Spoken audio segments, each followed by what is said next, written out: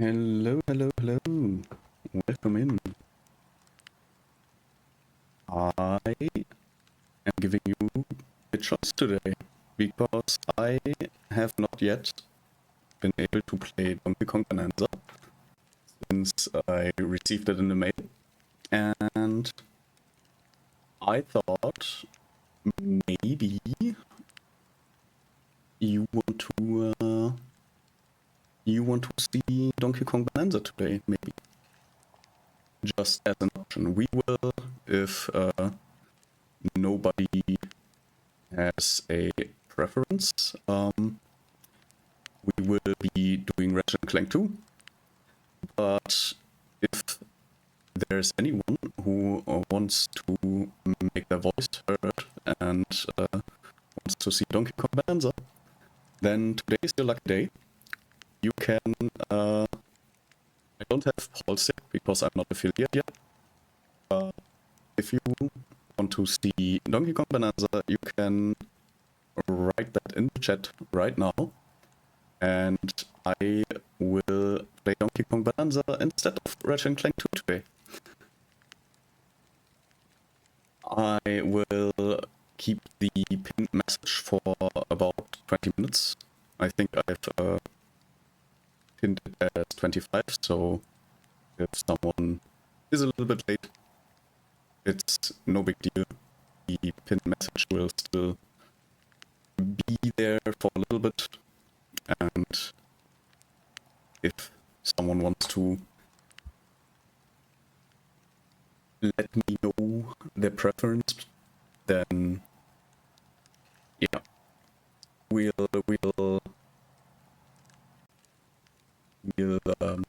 how would you say? The decision will be made around 20 minutes past 7 p.m. So yeah, until then I don't really have a lot to talk about today actually. So I'll just yap a little bit about whatever comes to mind. Like, I have received 2 more frames for my wall. I have a few posters that I want to put up on my wall, and the frames I've ordered come in different packages. So I've got 2 more frames that are now on my wall, and I'm kind of having trouble ordering the frames in a way that makes sense. Like, I've tried to kind of organize them in a way that they don't take up too much unused space, basically. It's like I have multiple frame shapes, like different rectangles. So I am like, maybe I can open my paint.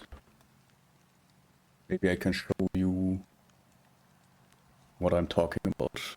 Can I add a window capture for paint? It's like not real paint, it's like the volume control. What? No.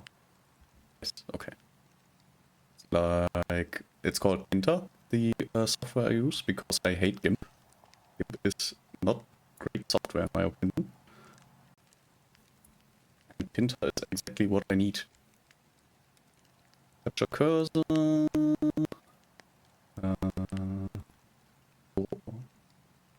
Okay, let's see if I can copy this, edit. Oh, yeah, I can kind of do that. Wait a minute.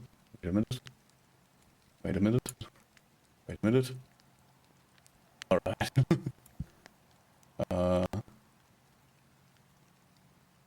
Can I put it in a way that crop it. That's great. Cropping is a great thing that I can do. And then I can... Yes. So let's crop it. Like 200, I guess. 180 better, 180 better. Let's crop it the other way too.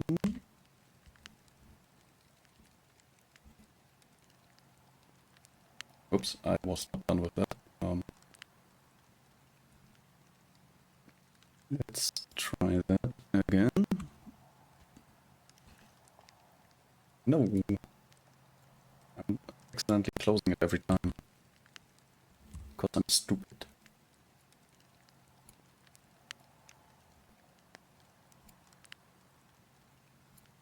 Still not enough, okay. Let's see. Yes, that's perfect, okay. And for the bottom one, 180 again. Yeah, almost. Almost.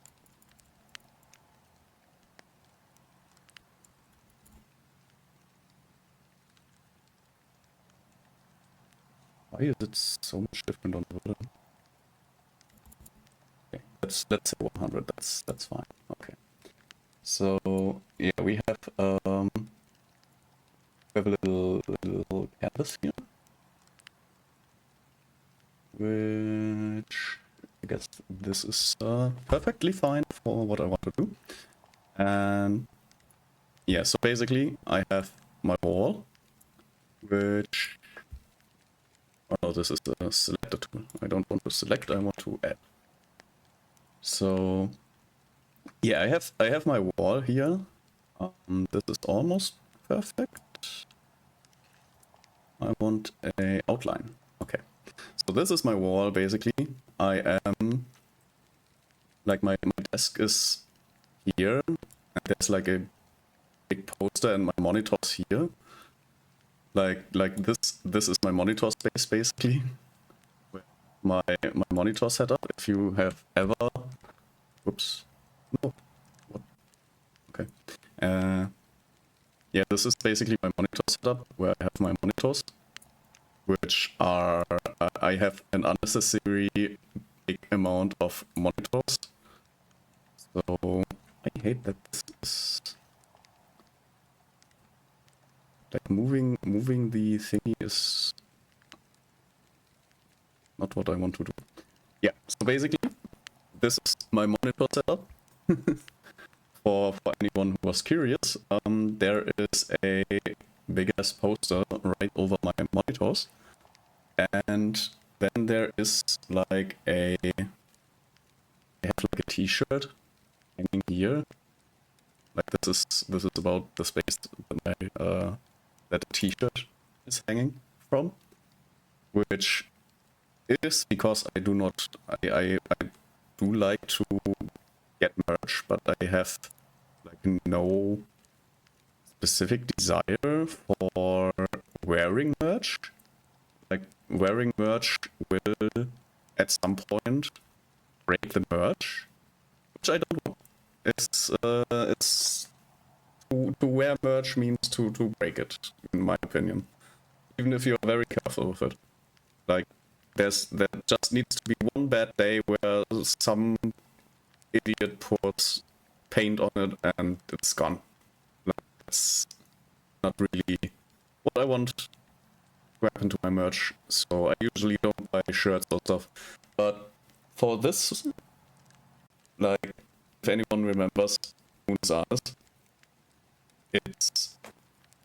I had to kind of go for the wearable merch because every other merch was like not really that useful. I got like the Camp Unusan's bottle. I got a poster. I got a wall flag, which is way too big for any wall I have. Like way too big. And I've got some... How do you call them? Like a handkerchief, basically. Which are not used as plastic handkerchiefs. Like they are not for cleaning. They are for wearing. Bandana, I think. That's the right word for that. And yeah, I also got 3 different types of wearable merch, which I will never wear. So yeah, they're hanging on my wall. There's a t-shirt, there's a hoodie, and there's a long sleeve shirt, basically, which have Unisarnes on them. And they're hanging on my walls. They are actually looking quite good. I made it so the hoodie is kind of puffed out. Like you can see that there's something in there because I've kind of made a little do-it-yourself, like taking Pepsi bottles, the plastic ones, and putting them in the sleeves and in the torso area to buff it out a little bit. And it's looking very good on the wall. But yeah, there are shirts and hoodies on my wall. And then I tried to kind of put frames in there. And currently, with the setup I am going to keep for the frames, it's kind of like this, where I will explain shortly. So basically, this is the current setup, and we have like number one. I will color them kinda accordingly. Like this gray one is the Buenos Aires poster. The Memento Mori, the sand, how do you call it? The clock that goes with sand.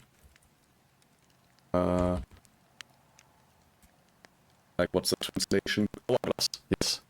The hourglass. The poster of the Memento Mori hourglass, currently on that piece, which is my biggest piece basically.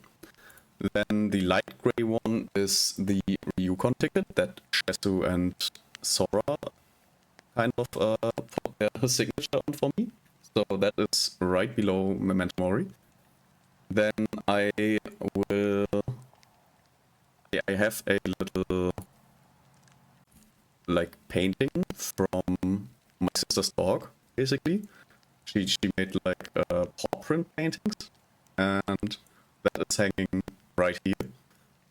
I also have a painting that my sister made herself, which is hanging above my workplace computer setup. So that's not on this wall, that's on a different wall. Then I have Sora's summer poster, which is hanging here. And I will, like currently, I have one of the autographed posters, which I got at Ryukon. One of them is currently hanging here, and I think it should be quote-unquote easily possible to hang the other one right here. At least I think that's possible for me to do so without getting in the way of the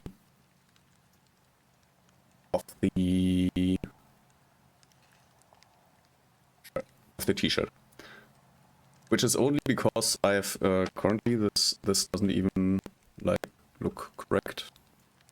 Like this is actually a lot more to the left, like kind of like this. Yeah, kind of like this, and basically I'll just copy that, put it like here. Yeah, this already looks a lot more like what it's supposed to, quote unquote, supposed to look like. No anti-aliasing, and please just erase that like that. Yeah. So this is basically how it looks like, and there's this big space. Like this space here is kind of annoying me, but I can't do anything against it. So it's not looking great, to be honest. I need something to fill that up, and I can't. I can't use this one. Like, this does not fit there at all. So it's kind of not so great. Like, there's also this space here, this kind of not usable square at the end. It's like, come on, it's why is it like that? Why does it have to be like that? So yeah, that's currently what is happening. Like, kind of annoying. But it's like I can't really do anything against it. I will have to find something that fits there. Maybe I find something in my general collections here. That's currently the state of how it's looking with the posters on my wall. Worst part is I have two of these frames, but I can't use them because they would be stacking in a way where it would be like this. Like, it would end about here, which is far below this one, and that's not good either. It's like really not great. But I manage. It's fine. It's just something that is visually annoying to me at the moment, and I will have to figure it out. Like, I will actually, from the plans that are currently are made, I will get a different apartment in this apartment building, which is slightly bigger and costs like, I think, 25 or 50 euros more per month, which is like, for the size is still fair, from considering that like most places will take like 15 euros per square meter. So the price that I get for 35 square meters, which, if I remember correctly, was 375 euros, is very fair in this part of the city. Like, honestly, a great deal. Just in general, the place is very small. Like, most people will never be able to live in a place like with like 35 square meters. But I'm fine. Like, as long as there's no other person that tries to move in with me, that's totally fine. I will say though that, like, having guests over is not an option for me, like, at all. I could probably, in the new place, I could probably get it to work in a way where I can just put a air mattress on the floor for a few days, maybe, if I get everything in a way where I can work with it. Like, I do have, like, even in this 30 square meter place, I technically can put an air mattress on the floor. It's just that you are like sleeping in the middle of the room with that. And there's also the, like, my sleeping area is about exactly 2 meters in length. So if you are for some reason a little bit taller, then you will have trouble sleeping in that little grove. So yeah, not recommended really. This apartment is not really recommended for people who need, like, specific comforts that are not given here, basically. But yeah, that's about the thing of my decoration and my plans for the or like it's gonna be moving. It's gonna be in January, I suppose. I have no specific date. Around that time, it's planned. So we'll see. I do remember that the apartment that I am going to move in has a little network problem that I will that is only happening when there's rain.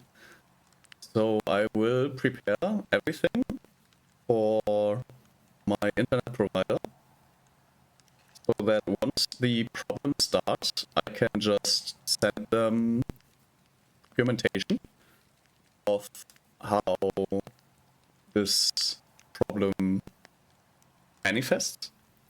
And my hopes are that they are compliant enough to see that with the documentation, they have no room to tell me it's my fault, and they will just fix the problem, which they will have to, because I have home office, and they are very much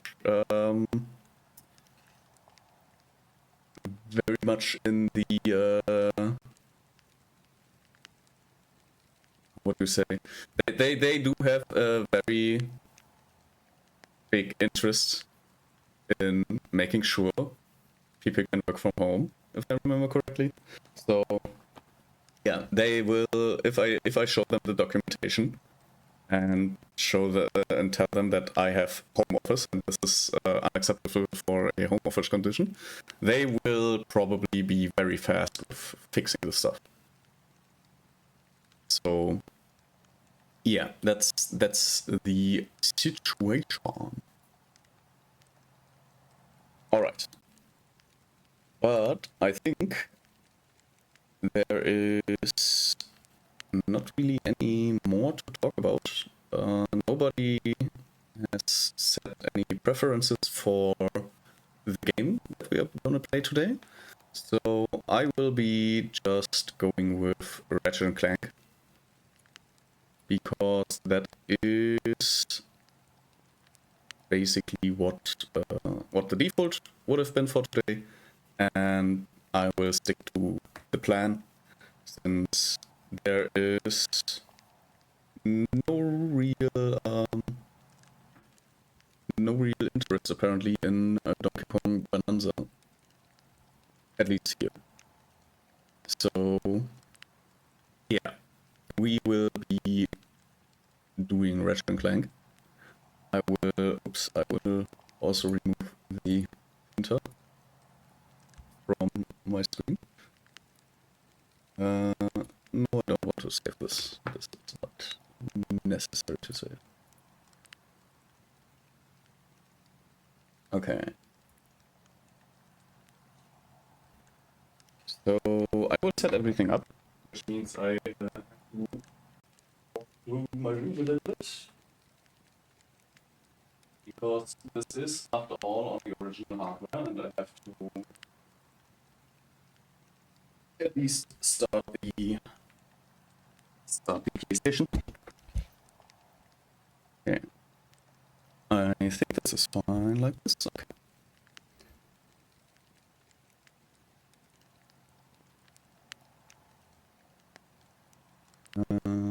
Does the screen do its thing? Yes. Okay. So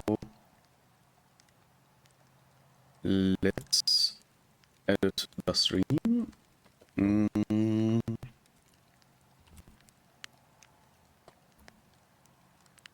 Let's go commando.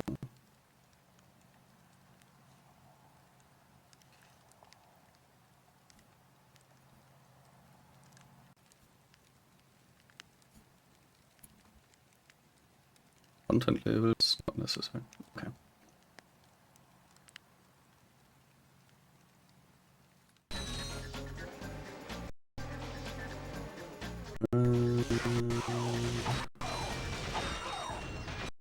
Right. I forgot to I forgot to take the big thingy away. Okay. Everything should be fine. I have my own audio. Let's see if...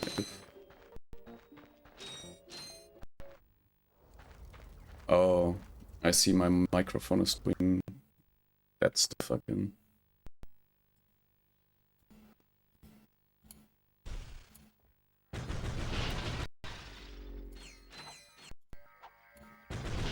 So I hope it's fixed now. I do not know. I hope it wasn't too bad for the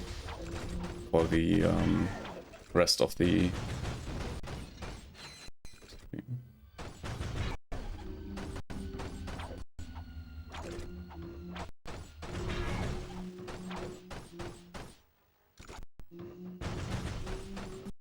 Okay.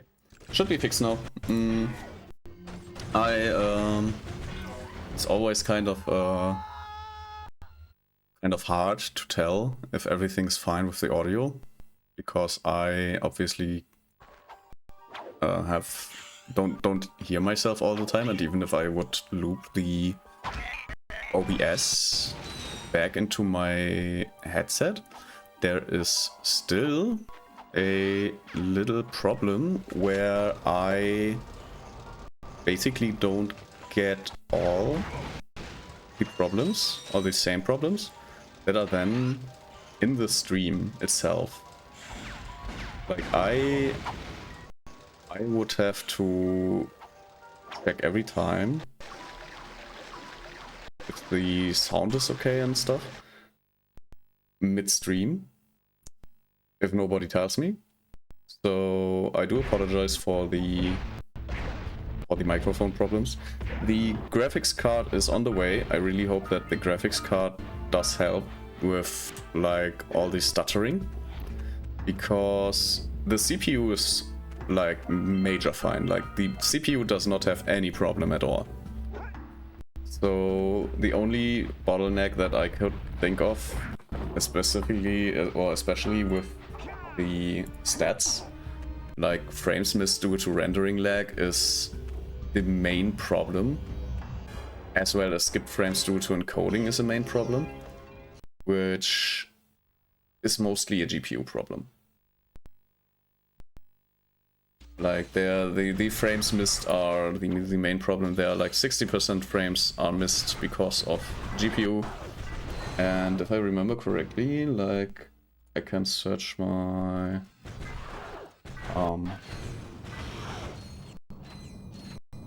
what do I need to frames? Like,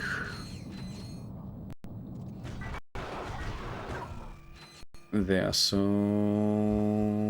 what did it say here?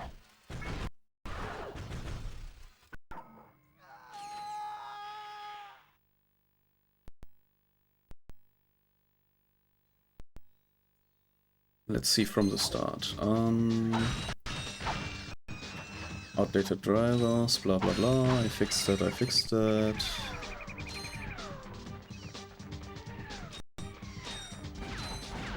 Yeah.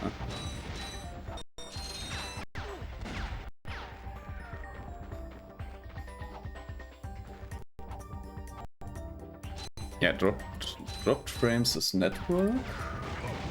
Like, I have a little, like, if I put my view up again, skipped frames. They aren't even dropped frames, they are skipped frames. So that should be... Oh no, here. There are... Yes, there are 0 dropped frames. Like, it isn't the network. There is a 0% chance it's network problem. Rendering lag. Missed frames due to rendering is a GPU bottleneck. And skipped frames is CPU NVENC, but the CPU is fine, so it is mostly GPU bottleneck. Like, there's no, like, what does, if I, like, I think I know what NVENC is, but NVIDIA graphics card, yeah. So it's a GPU problem. Like, there's in my mind, there's no doubt that it's a GPU problem. Hi June, how you doing? How's your day going? Hope you had a great start of the week. Yeah, I'm just yapping about my GPU that is coming this week, hopefully. And once that one is installed, there is hopefully no more problems with stuttering and microphone problems and everything that's currently wrong with my stream. So yeah, be amazed how good the stream quality can be. I'll also, once I have the GPU, will get VTube Studio to working, and there is a certain model that I will be using to start getting used to the VTube modeling, the VTube model piloting. So yeah, if I can make it, like Saturday is technically meant to be VR Saturday. So if I'm able to like do VR Saturday, then probably no VTube Studio. But if I decide that I am pooped for Saturday, then we will try to make a stream with the VTube model that that is currently in my description. There is a link to a model called Bean Boy, which I then will be using to get used to VTube Studio, basically. So yeah, that's the plan. And another plan is to start the Ratchet Clank. So I hope everything is fine. Oh, one thing I need to do still is what?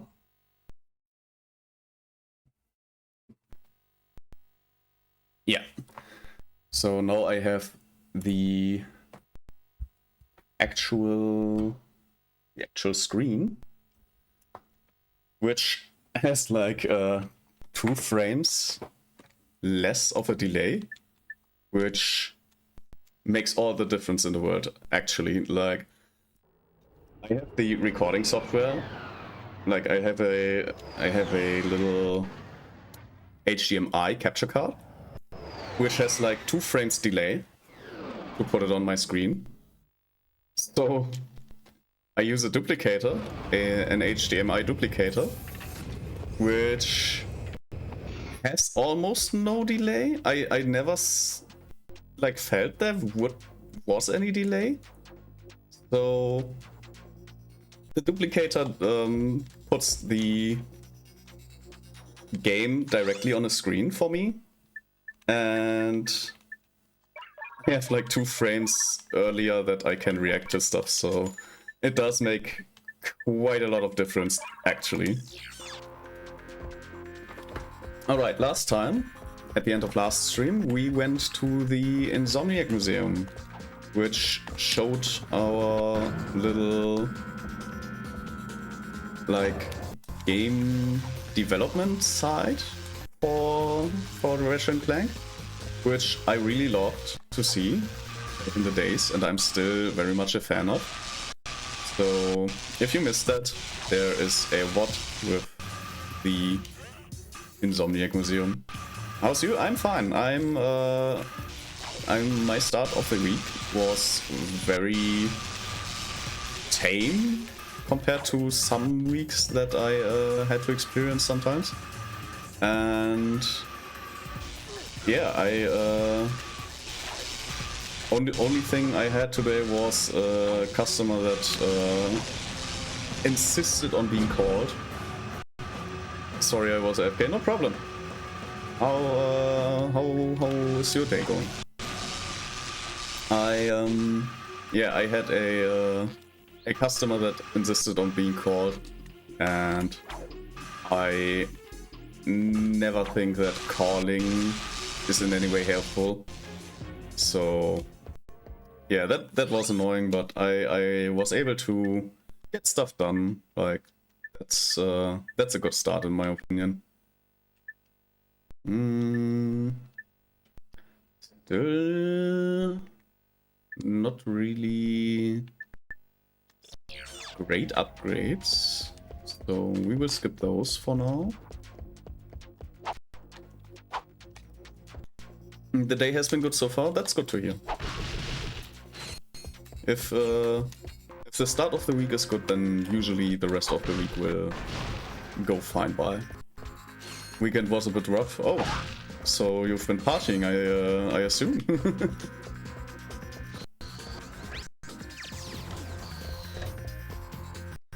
All right, let's see.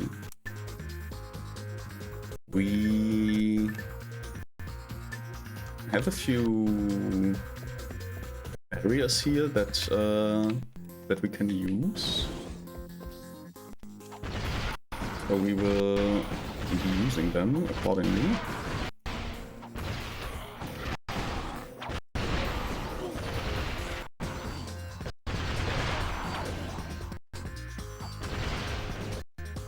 Oops, almost went behind the cover. Oh. Alright. Woke up sick on Friday, through was feeling like rusty. Took 2 days to recover. Oh no, so you basically wasted your weekend on being sick. That's tough. I always think that if you get at least sick leave, like you are not wasting really your weekends, like your actual free days. And if you get sick on the weekends, you can't take the sick leave. That's always kind of stupid. But at least it's a nice start to a new week. Yeah, that's a good way to look at it. Like the weekend might have been sucky, but if the start of the week is better, then it's going uphill. Like that's a good way to look at it.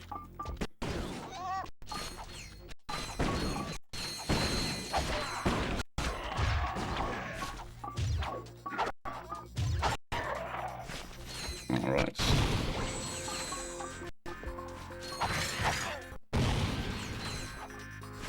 Alright, there's a platinum bolt over there, which we can reach by using the spider bot. Which, after I have cleaned this up, I will be using... Oh, there is an enemy behind that. Like these covers are kind of sometimes obscuring the enemies, but they can be quite easily spotted if you have a free second, so... Alright. Also, if I remember correctly, there is a teleporter, like on this well? But I can't quite remember what this was for.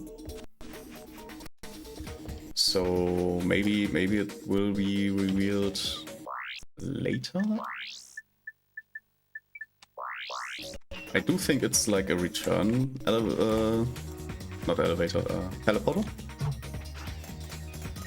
But can't actually, I don't have the memory for that, I don't remember. What we also can do is use this exploding spider bot to kind of clear the path before us a little bit.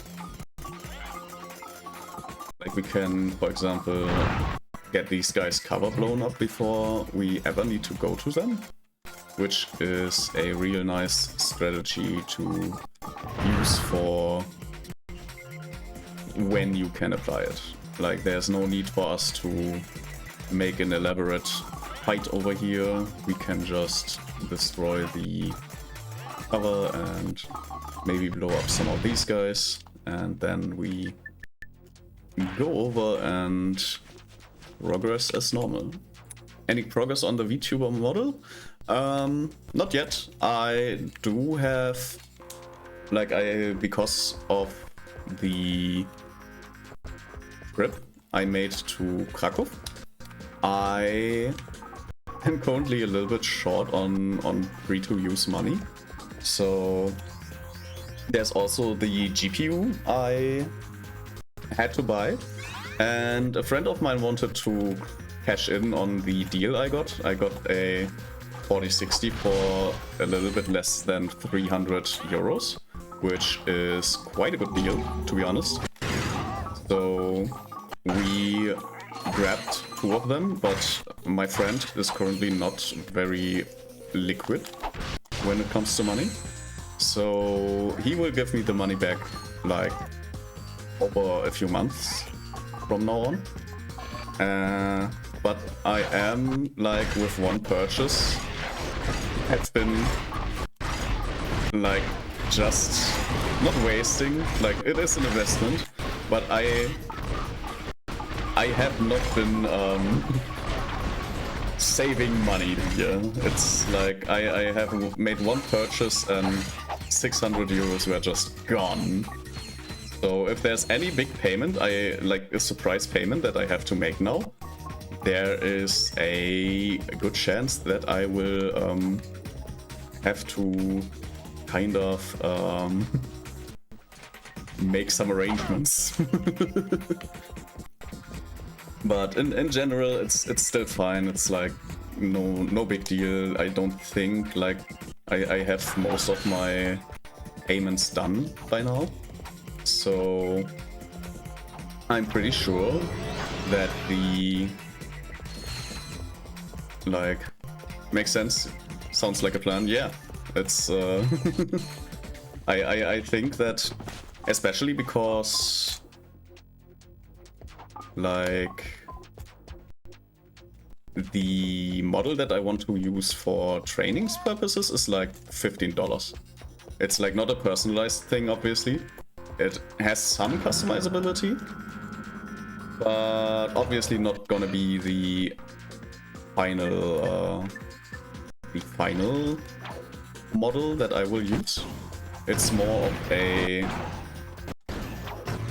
very low cost entry-level model to train with. It's like I think you were AFK at that moment, so it's basically in my description below.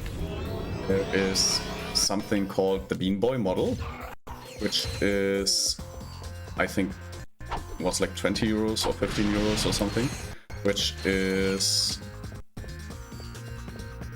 for a model obviously like nothing. Like that's a very, very affordable model, and using it to train like how to use expressions and stuff, because it's obviously it's not very customized. So like if you want to do really deep expressions with it, you have to kind of overdo it properly. So in general, I will start like seeing how to pilot a model basically. And yeah, once I'm comfortable with like the general way on how to pilot these kind of models, I will start to think about getting my own model, which is probably a month or 2. So the money I'm currently lacking because of my trip will probably by then be built again, that I can actually kind of start looking into what I need for the model. Like I know there are basically different rates for models, like full models. But I also know that there are like only models with torso or only models with legs, which have different pricing ranges depending on who's making the model.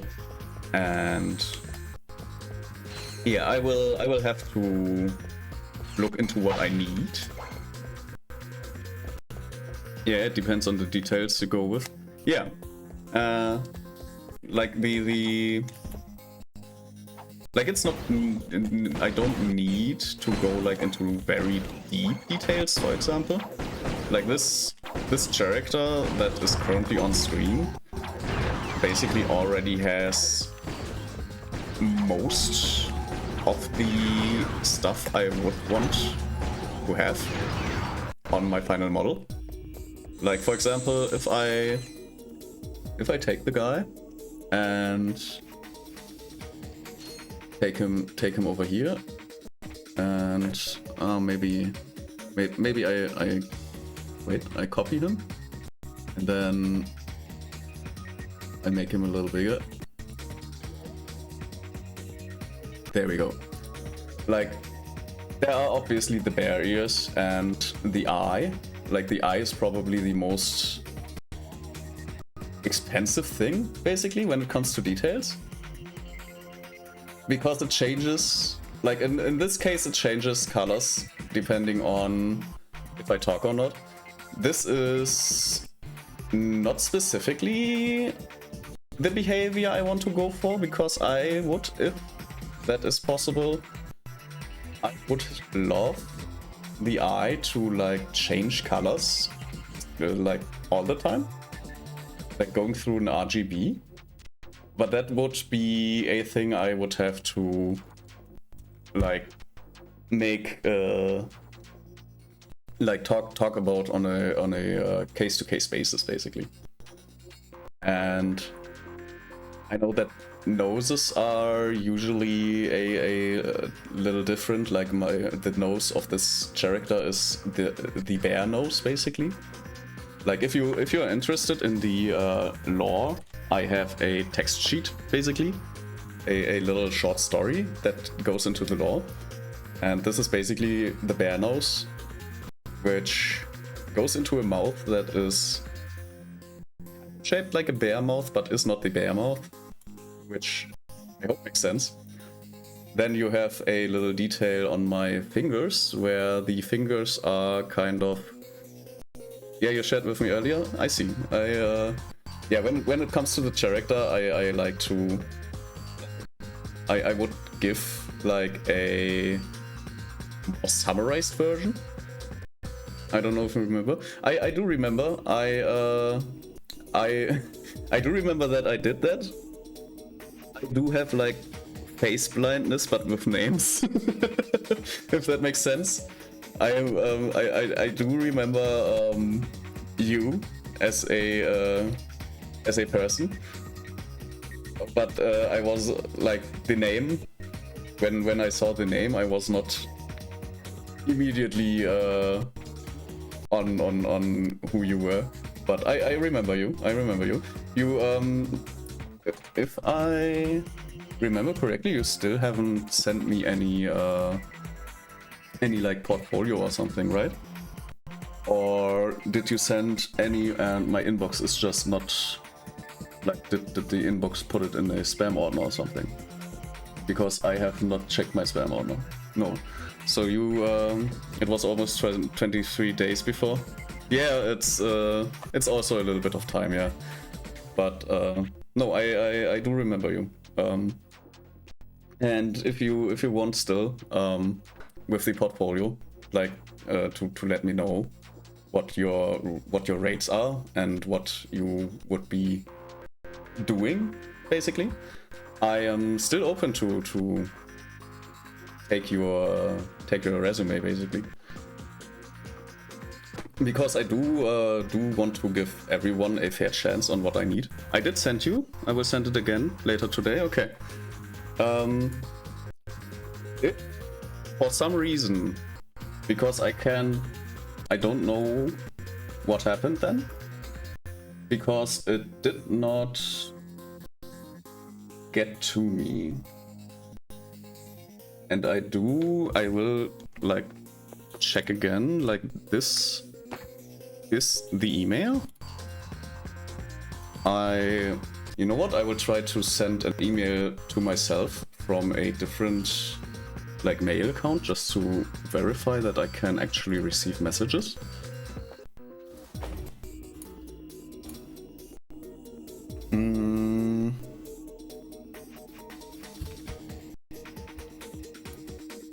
Let's see, test.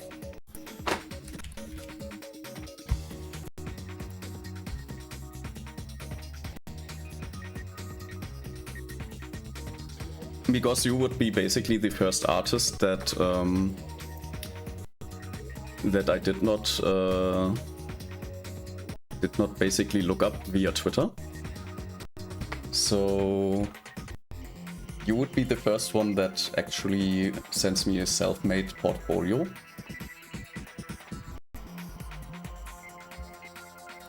Let's see.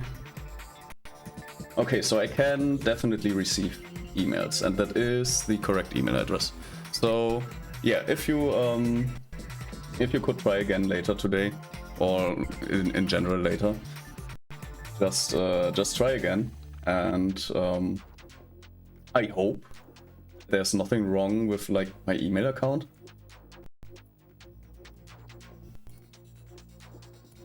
But yeah, I think yeah, because I do have like already looked up some Twitter artists and what they do. Basically, they are very verbose on Twitter and what they do, and the rates are usually like on their linked sites and stuff. So I have not contacted most of them. So yeah, you would be able to basically handpick whatever you want to show me, what you can do, and you can basically customize your prices. That's an advantage you have against all the other artists, basically. So yeah, if you still want to do that. Anyways, I was almost done with the model, because there are still the bare feet, which may or may not, depending on what I in the end want to go for, might be important, might not be important. Lore-wise, they are there. But yeah, that's don't worry, I will not charge you kidney. No, I don't think there will be too much, especially because I'm very flexible with like the detail grade. Like, I have a budget in mind that I want to go for, but in general, if there's like a little bit more or a little bit less, then I'm very flexible with that. But yeah, keep in mind that I do this as a hobby and not professionally, and then I think you will be able to show me what you want to show me, basically. Like, you can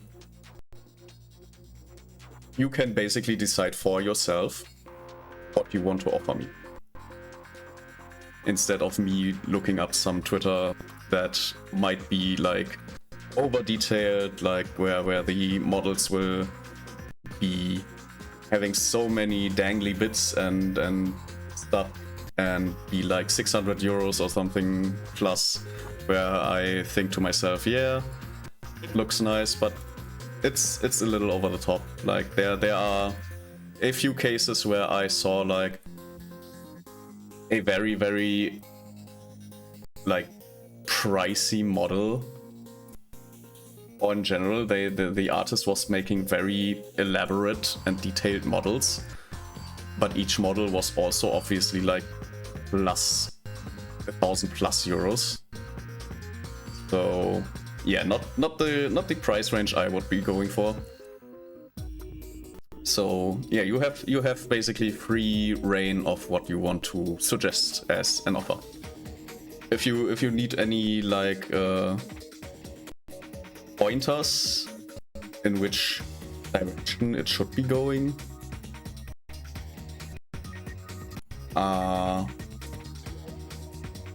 like my overall budget, because rigging is also a very, very pricey thing, which is to keep in mind, but rigging is more of a, if the person is taking a lot of money, because there are real good riggers that don't really take a lot of money. So yeah, that's basically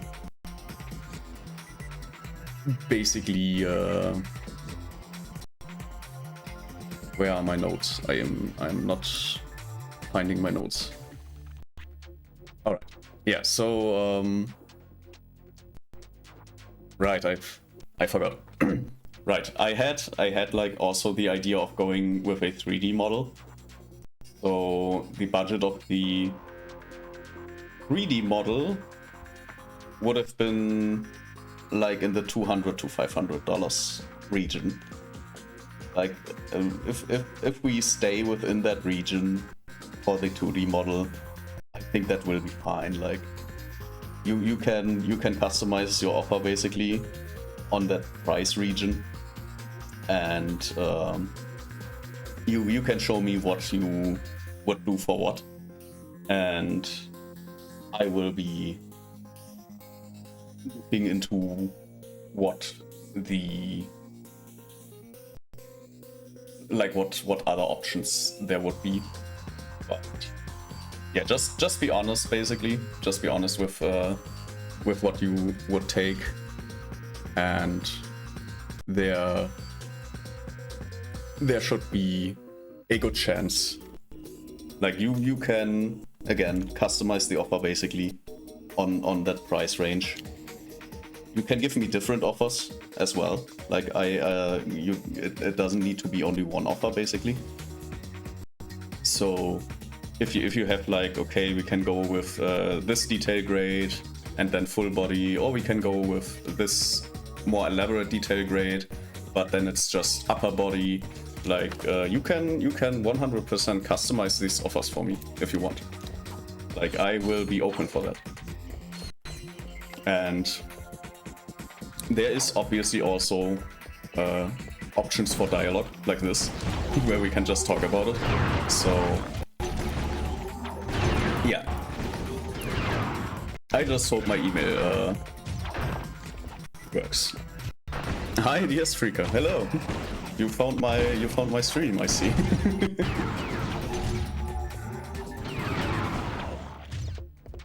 Yeah, we were just first of all, how are you doing?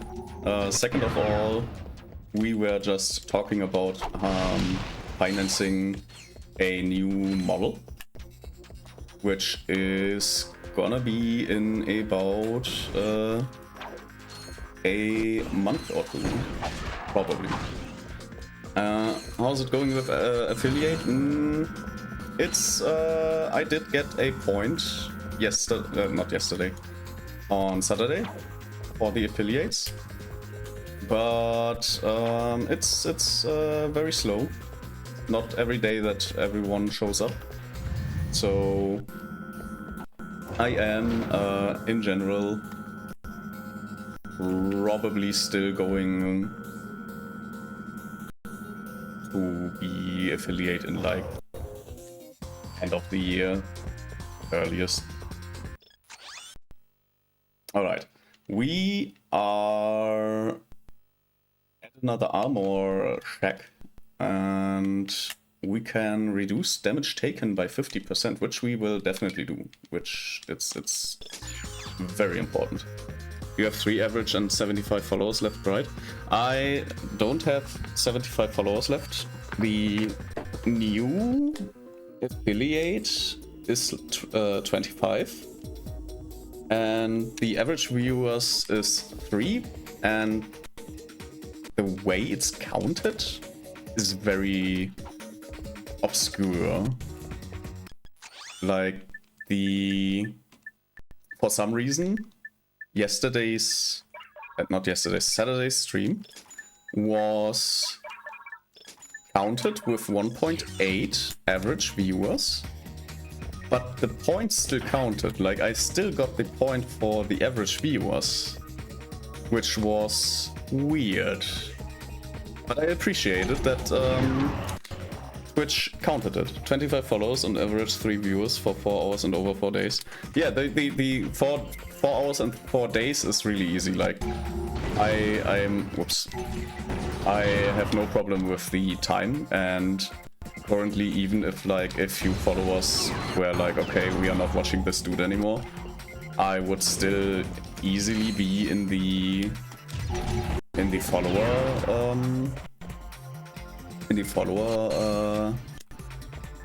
how would you say, the follower, I would still have enough followers. Okay, so it's easier now. Yeah, it's a little bit easier, you know. It's whoops. Bro wanted to let me know that he's there. It's definitely easier now when it comes to like building a follower base. But as you can maybe tell from me not having 3 average viewers, it's probably like, it depends. I think yes, obviously it's easier now, but also if I have 50 followers anyways, basically, once I have the 3 average viewers, then it kind of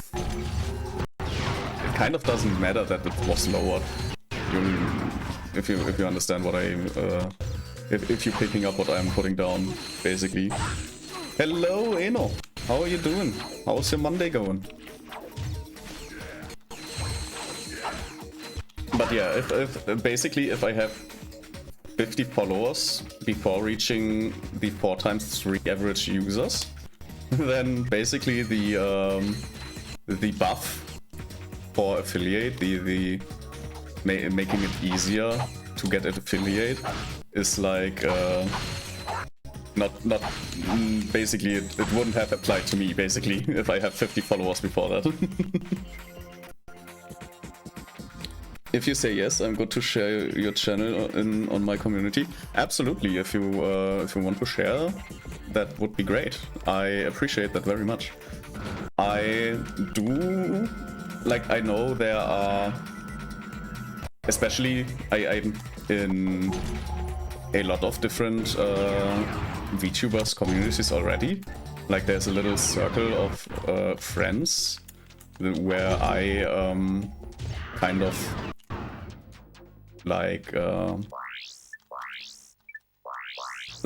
don't know if most of them would officially call me their friend, but I am in like a community grid basically, where I'd say at least 2 of them, like we met at Ryukon, like in person, and I call them my friends, and I think they call me their friend too. So it's I'm with them into this friend circle, and this guy is at a weird spot.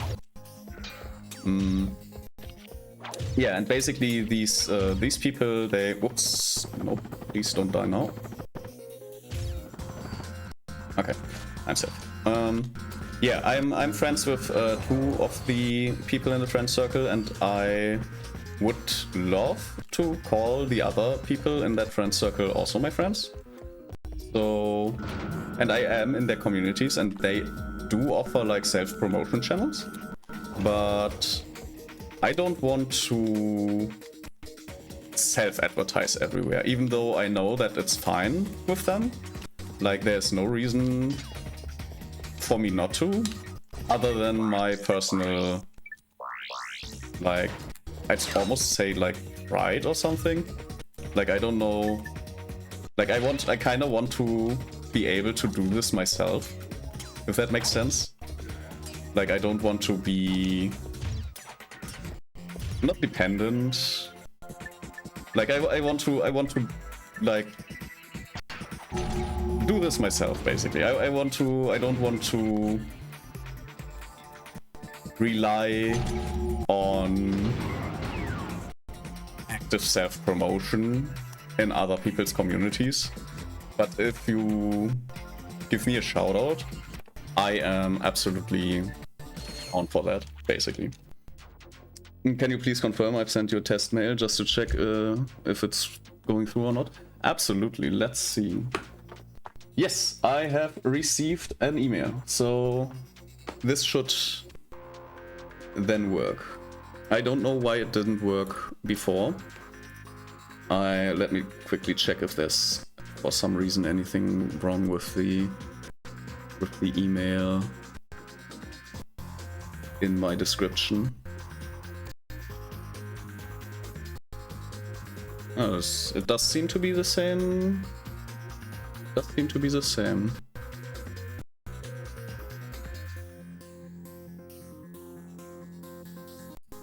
I will quickly, because now I am kind of curious on why this might have happened. So I'm going to test the same thing again with that email and see if that worked. Because it should. Yeah. So I don't know what it was the first time then. Can't really tell.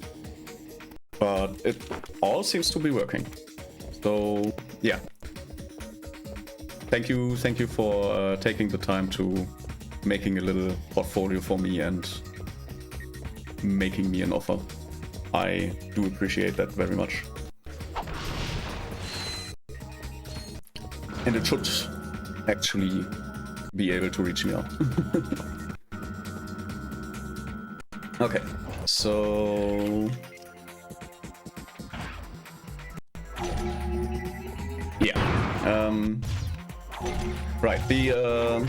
Yeah, basically, I could be doing a lot more self-promotion in other people's communities, but I kinda don't want to rely on that.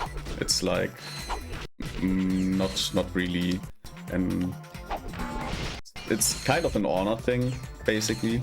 Although I don't really. Well, maybe not an honor thing, but it's more of a like self. I want to like, not that it's like. It's hard to put this in words. Because it's not shameful in my opinion to actively promote in spaces where you're allowed to actively promote yourself. But I'm also kind of like want to. It's I wouldn't be proud of myself to have reached where I would be if I used the shortcuts, basically. I don't want to use the shortcuts. I want to do this stuff myself. Okay. How do I not die here like this? Okay. So only if people want to actively support me, I let them support me. But I don't want to specifically like how would you say it's not even like it's like my position on this is kind of complicated. This is god damn it. This isn't Fizz Widget. Would you like a free proto-pet sample? Available today. Where is he? Freeze, knucklehead! Oh no. The two of yous are under arrest for attempting to bump off Mr. Fizz Widget. But this is Save it, Fuzzy. You're not fooling anyone. You and your metal buddy just earned yourselves a trip to our new prison. Watch this. Thugs Prison would like to wish you a happy incarceration. After a poolside orientation, all new inmates will meet one-on-one with a galactic nutritionist. This professional will ensure that you're eating a species-appropriate diet for your entire stay. Next, come check out our fitness spa with your personal trainer. Remember, a prison term can feel twice as long if you're not in proper shape. for those times when you're just feeling blue, come talk it out with one of our 10 full-time life coaches. They'll help you find your smile again. Thugs for Less Prison. Experience the maximum in security.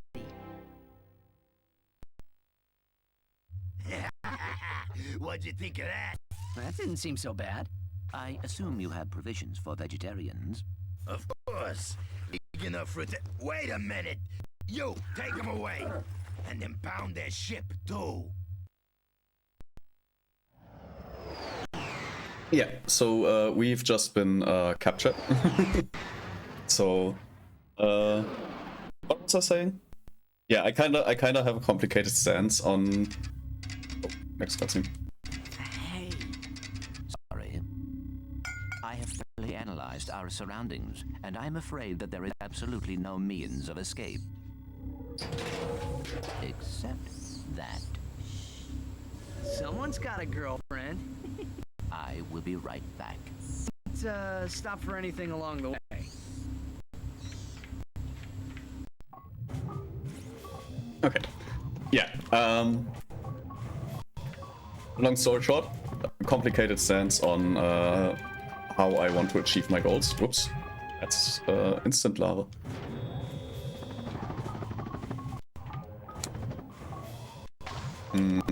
Yeah, timing should be better.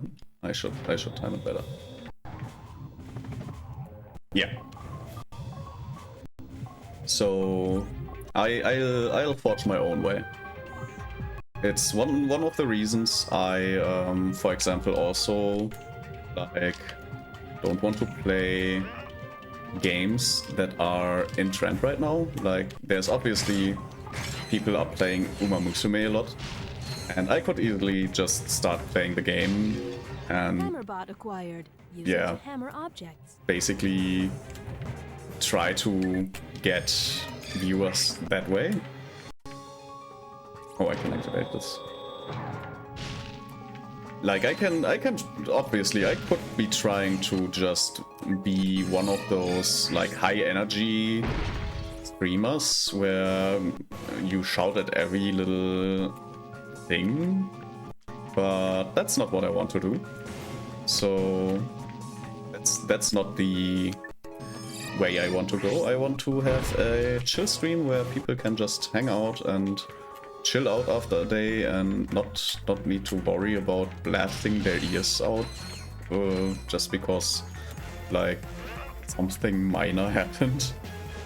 Like obviously if I ever like do horror or something, I will probably sometimes be like not scared, but what do you call it when you get jump scared basically. If I get jump scared, there might be like a shout, but other than that I don't want to like get loud or anything.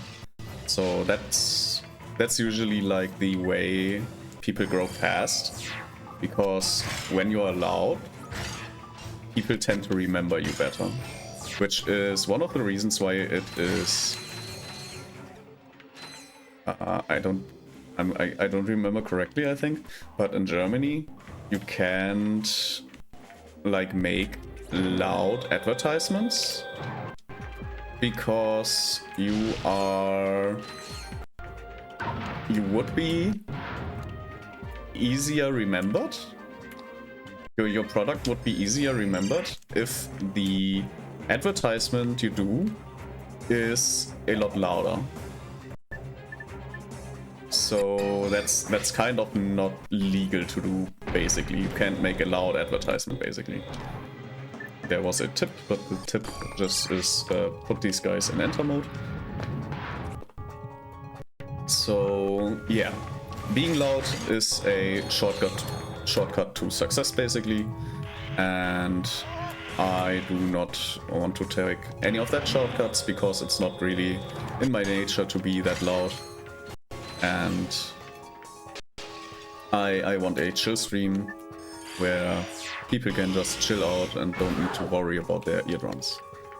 And then there is the game choices I have. Like, I could obviously just play the Uma Musume, which is currently trending I could be playing, which is one of the reasons I made the announcement that you can choose my game today, because I do want to play Donkey Kong Bonanza for myself, which just came out.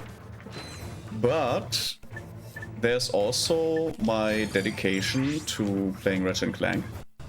So I was giving basically a heads up that anyone who is here early can choose my game if, for Ratchet Clank or Donkey Kong. And unfortunately nobody was here early, so I decided on the default for Ratchet Clank, because sticking to the plan is what I do usually, as long as there is a plan. So yeah, I decided on Ratchet Clank today instead of Donkey Kong Bonanza. I will be enjoying Donkey Kong Bonanza on my own then. Just one instance basically where there would have been a chance of me playing a currently in trend game, but it's only because I would have liked to play it on stream actually. Otherwise, I do not care about what is trending and what not. Okay, we are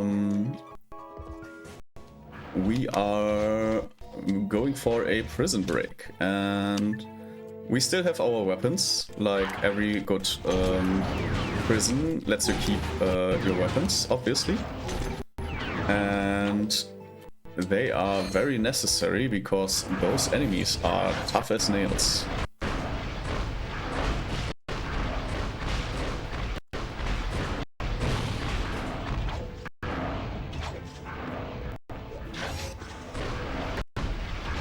Alright.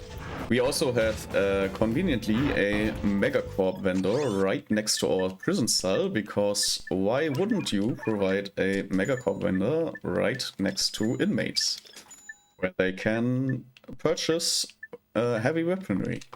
And this shield charger is the next weapon we are going for. It's unfortunately a lot more bolts than I remembered it to cost, so yeah, we will be grinding for that a little bit later. But this is probably the first time I will actually go back to the earlier stages, to the arenas, and grind a few bolts for them, because they are extremely important. Oh, this was easier than I thought.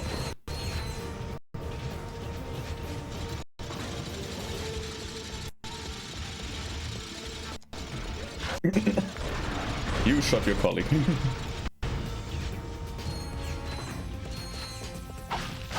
Okay, let's see. Seem to remember there is somewhere a... Ouch. Oh god.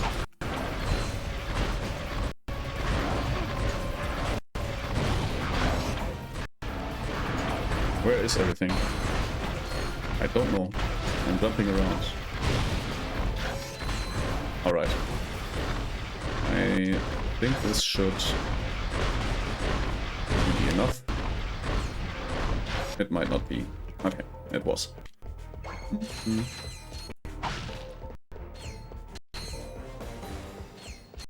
Yeah, I seem to remember that there is something somewhere here.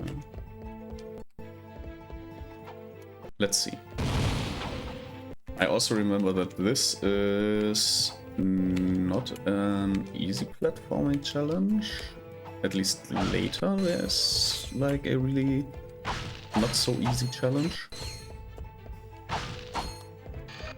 And more enemies.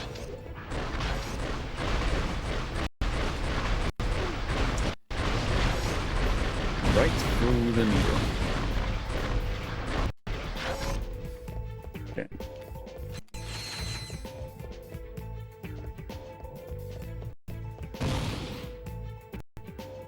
Not here, okay.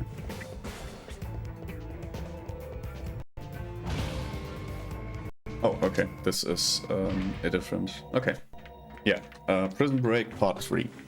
Back to Clank.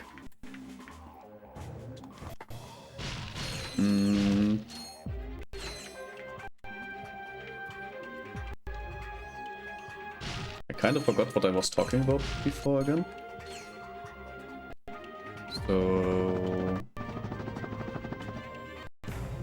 we'll just look around. Maybe not fall into the lava if possible.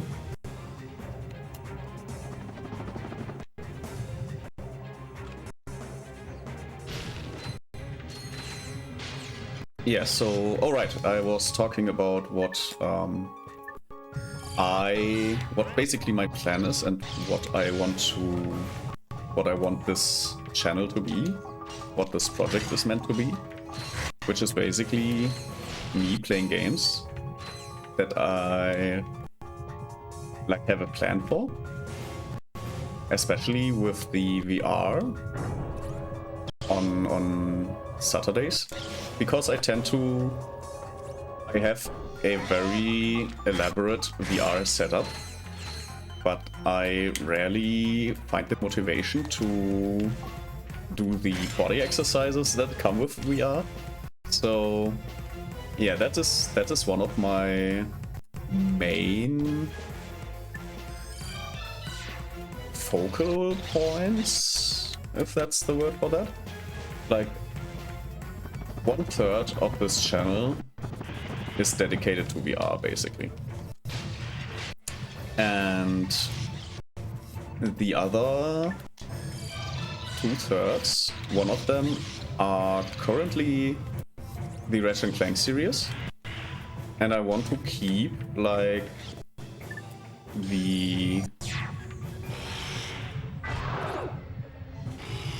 I want to keep a slot for retro gaming, basically. And I want to keep a slot for, like, playing all series if they are available, basically. Like, currently Monday is the retro day as well as the long series day. So that's currently, like, the thing that is going on. Like, the focus of what I want to do is basically VR, retro, and basically game series in a row. And once I'm done with Ratchet Clank, which will probably still take a long time, if I remember correctly, I made some kind of calculation that we will be playing Ratchet Clank for about a year before we have another project for Mondays. And then there's obviously the Friday slot, which usually is just anything. I did play Slime Rancher last time, and Slime Rancher is still on my... Oh, we get an upgrade, actually. We get a Omni-Wrench upgrade. Hey, check this out. Another wrench.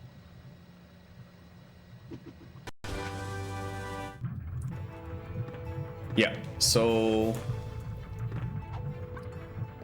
what was I saying? Yeah, Friday is basically the day that is not for the important series. So Slime Rancher, obviously we will come back to that at some point.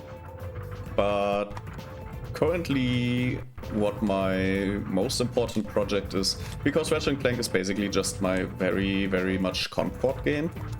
There is so much I already know about it and so much I can already talk about it that I just casually can play it while explaining stuff or talking about stuff, like right now. So I just chill and show you my favorite retro game, basically my favorite game of all time, actually. Like, Ratchet Clank is a game series I loved as a kid, and I still think that the games have aged very well. Like, even the humor sometimes can be crude, but even the humor has aged pretty well compared to a lot of other games that came out at that time. So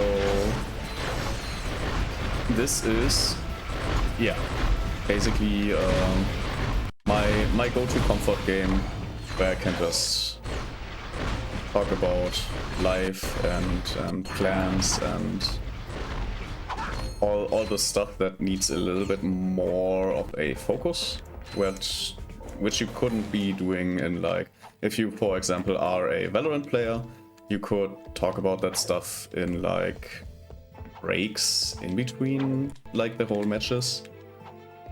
But yeah, it's not really great. But here it's like, yeah, you have these platforming sections. You need a little bit of skill, but it's fine. And you can just talk over the section. Like, there's nothing you miss if I just keep talking, basically. So, did you run your little friend out there? I do not know what you mean.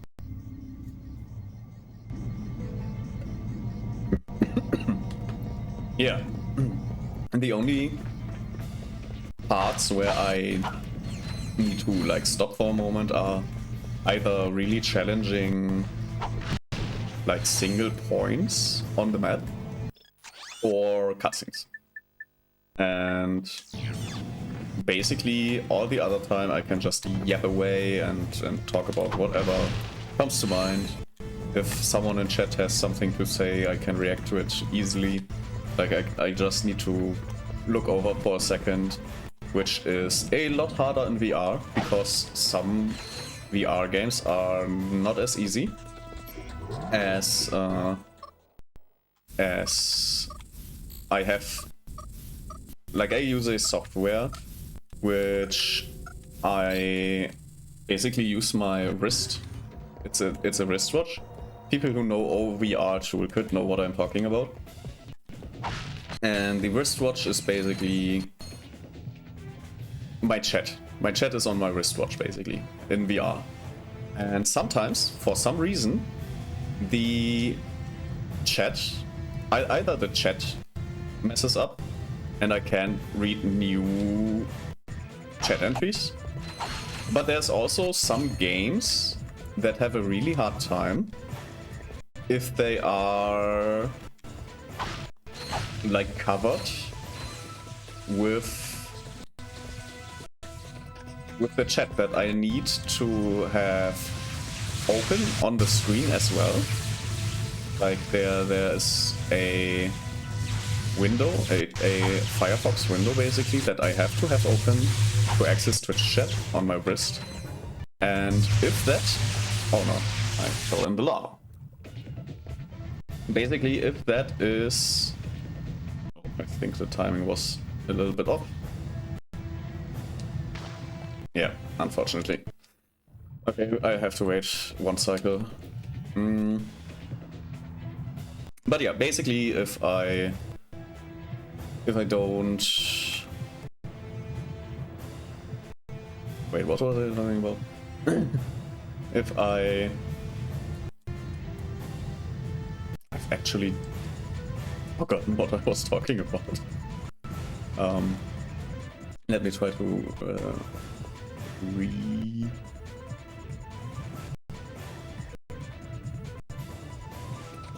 Like, this is also a problem that I have. Like, sometimes I can't... Like, the thing I was just talking about, I forgot.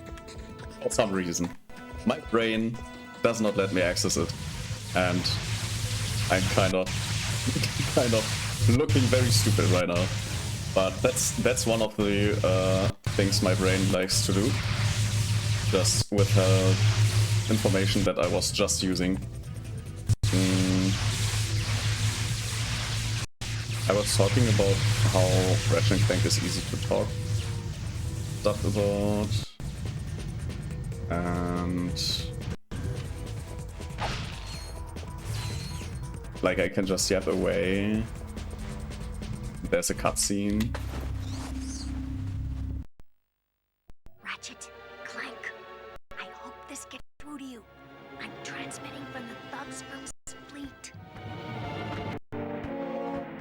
This ship just returned from a MedCorp answer to.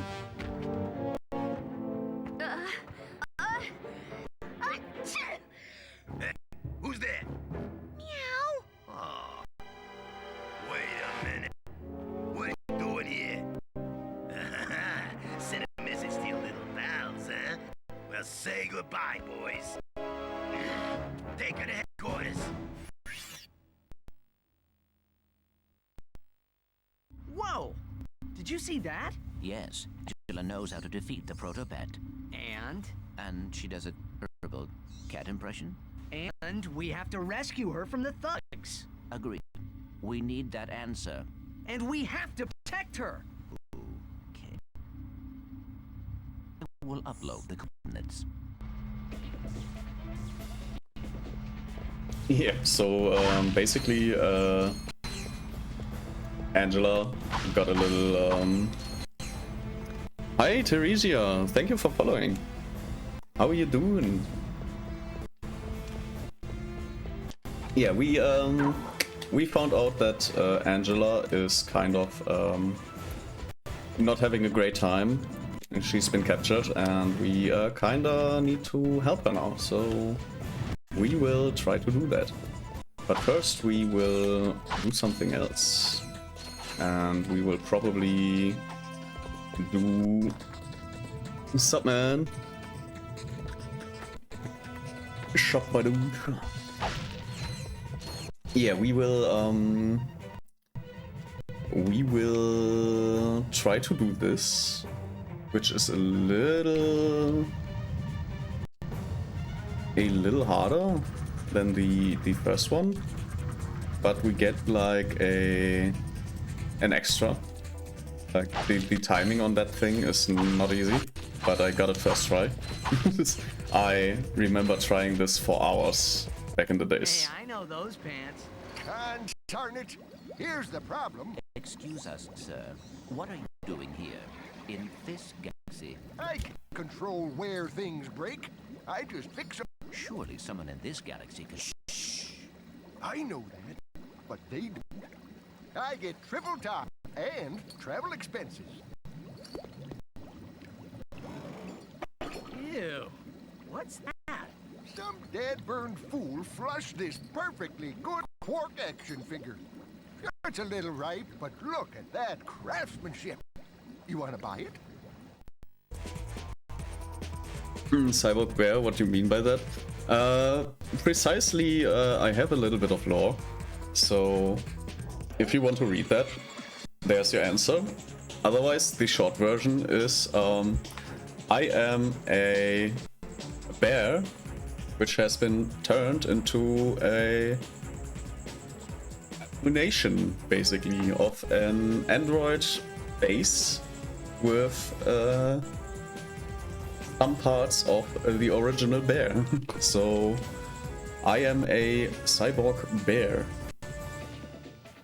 Yeah, we will buy this Captain Quark action figure. There you go, pal. See you in another year or so. What did he mean by that? A little bit of fourth wall breaking. Gotcha, man.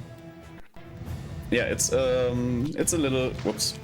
I don't think I need to do this anyways. Okay, I need to do this, apparently. I could also just save and quit, basically, and get it done like this. But let's try to do this backwards. Yeah, it's a little story I wrote as a background story. It's not too deep. It's like, it's probably has plot holes, but it's a little bit of flavor text for my character. Yes, I like a transition, but more of a fantasy figure, but the realistic feeling, you know. Yeah, I guess.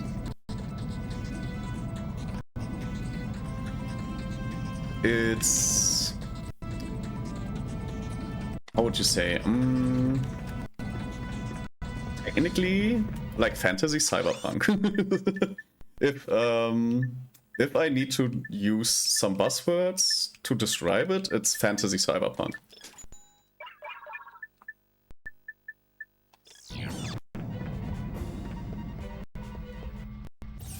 Okay, so we can use the ship now, and there's one thing where you get the idea of it at first time. Basically, the reason it...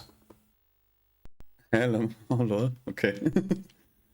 Basically, the first idea of me streaming, like, how much into the past do I need to go to explain it? Technically, I had the idea of... Let's go to December last year, where I found out that there is an AI that is called Neurosummer, which does streaming, and because of her I kind of got into the VTubing space. And I knew what VTubers were before, but I think we need to go here. But I never really, like, I tried to, basically back in the days when I was in... Like, I'm from Germany, we have something that is called the Abitur. And when I was doing that, I tried to make my own VTubing model with Vroid and like Mitene, but obviously that didn't work. I also can do a little skill point here, which I will be doing. So back then I had I tried to do this already and didn't really have the time for it because of Abitur. And how long you have it in your stream? I don't understand what that question means. And how long you have it on your stream? Like the model? Basically, yeah, last December found out Neurosummer, got into the VTubing space, had the idea of basically doing quote-unquote my own Neurosummer, but not with like... Because Neurosummer, there is no need for another Neurosummer. There literally is no market gap there. Like that one is enough at the end of the day. Like there is no need for another one. But I still wanted to have like an AI, which I would have then used, like, or not used, but which I would then have had as a co-host, basically. Making your own VTuber or PNG model is one of the most hardworking things in digital art world, not gonna lie. Yeah, I, in general, like, making good art is, like, very hard. As you can see, like, this model, this PNG that I have here, it took me, like, 24 hours in general. It still does not really look like something I would be using for a long time. Unlocked something? What did I unlock? It said I unlocked something, but I didn't read it. But yeah, this PNG model, which is 2 frames basically. This PNG model is something I would never show anyone. I took 20, not show anyone, but it's not like something I'm that proud of. But it's the best I can do. What's your model in future? I have not yet... Like, the base concept stays the same. I have not yet decided on anything, any plans sort of. I generally just plan is I take, like, I know a few artists that have Twitter and their, like, thingies, their websites and prices in their bio. So I am making a list basically of what artists are offering for which prices, and currently in like 2 months or so I will be compiling that list and seeing who is available, and will then decide what is the best offer that fits my needs basically. So yeah, but to the idea why it's a cyborg bear is basically I wanted to have the AI co-host, but couldn't really get it to work. Like I was very close to getting it to work, but not like I couldn't get it done in a way I wanted it done. So I kind of scrapped the idea of a co-host, but the idea of a machine is still there. So that was part 1 of the persona. And the second part is basically I like bears. Bears are cool. And there's also like history of my family with bears. Well, I'm a digital artist and doing it for 5 years, so how about I hit you with the idea of your model and sort of upgrading plan and customize them but more on their theme you wanted to? Well, I do have a email address in the bottom description, or not description, in my, like, how do you call it, the addendums down there. So you can absolutely compile a portfolio for me and send me offers. I gladly accept them to the email address provided in the contact, in the about panels, in the about section. And feel free to customize your portfolio in a way that you think I would need, basically.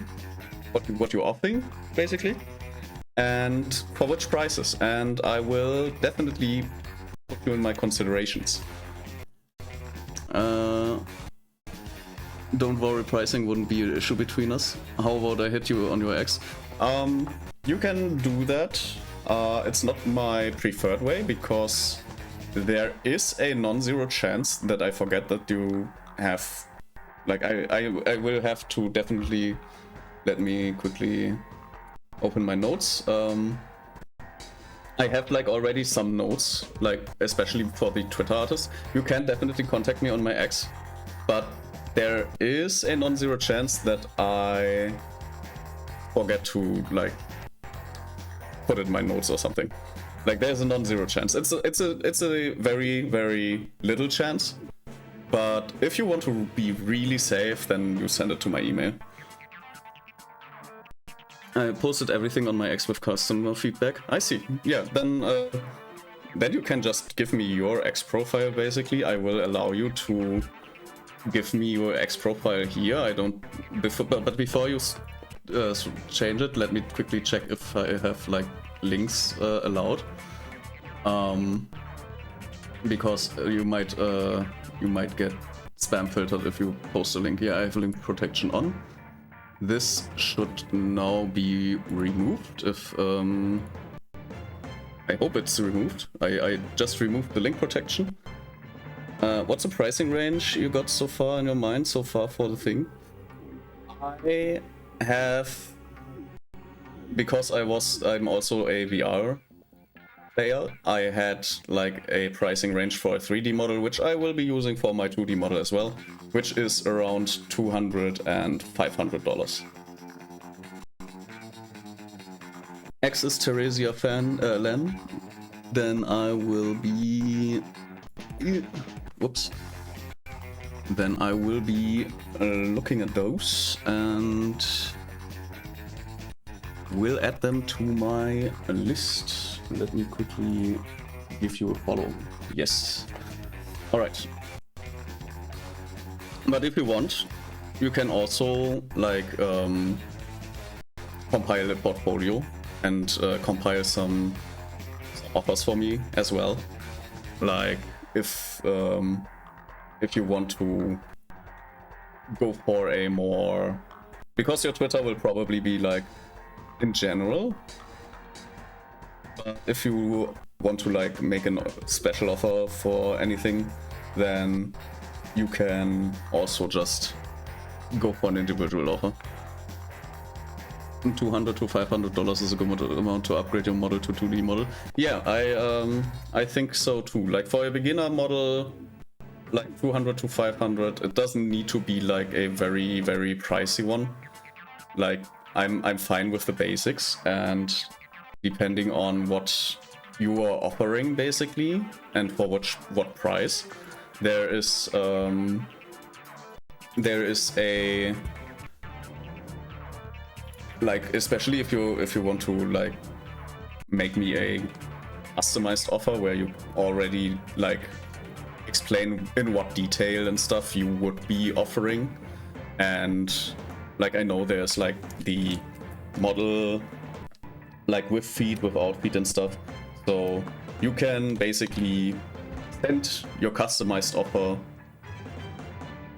preferably to my email, but you can also send me a message on X. I will try to immediately put it in my notes if you send it on X, because I might forget.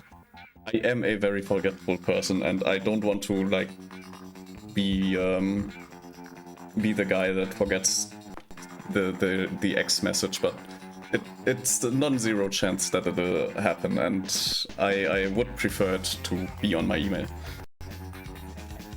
You know you can't follow me on my X, so I would DM you and you can also see my work. Yeah, I've already been... I've followed you. You can send me messages.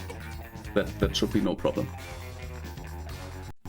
And again, if you want to like customize your offers and customize your portfolio for me specifically, you can do that as well. What's your name though? My name is Assembly.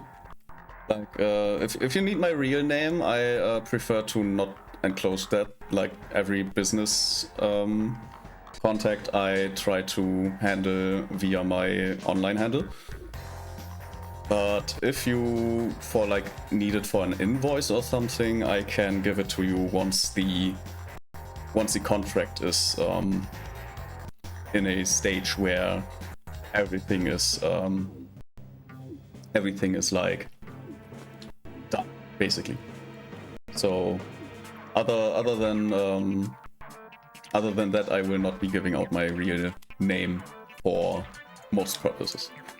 Alright, I've been sitting here because there is a cutscene that we will be seeing right now. So yeah, we will trade the action figure for an armor magnetizer. Well, I'm taking the captain home before humidity gets to him. The armor magnetizer is now active. Bolt pickup range is increased.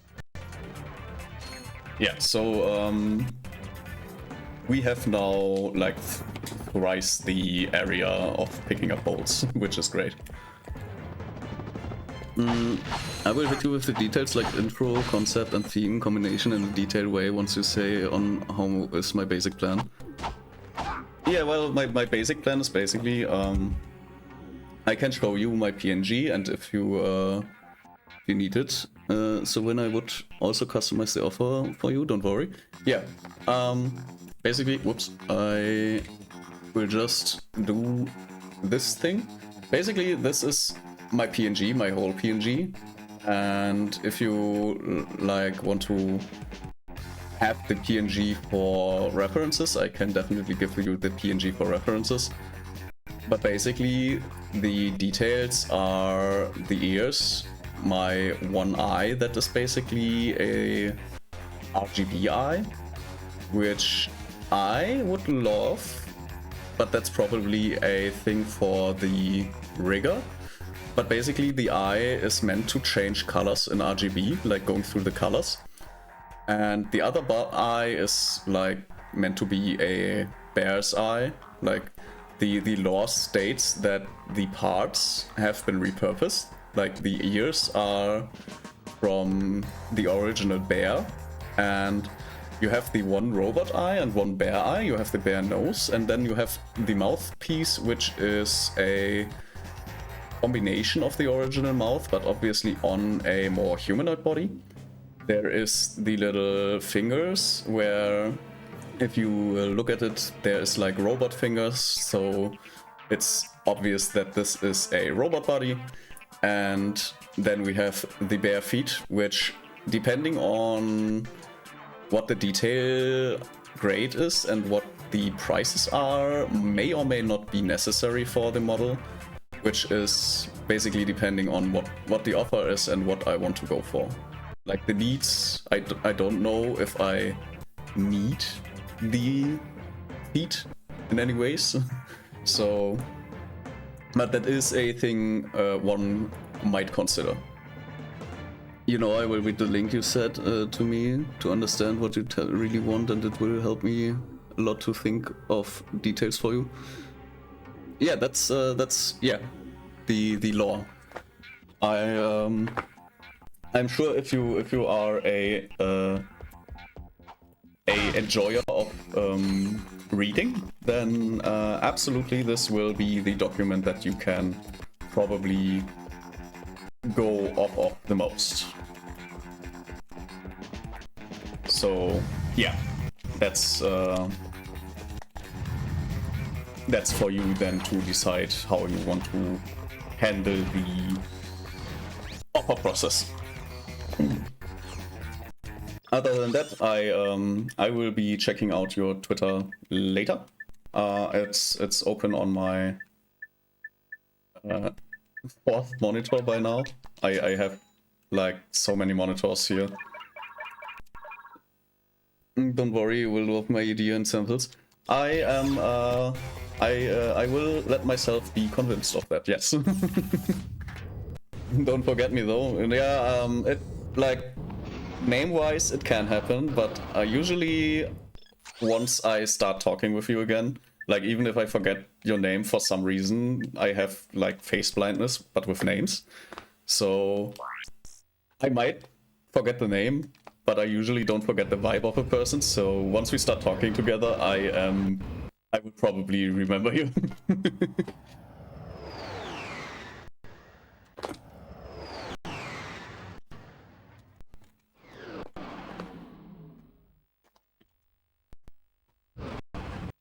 Alright, why am I going here? I did not explain. I want to see if I can upgrade my ship again. So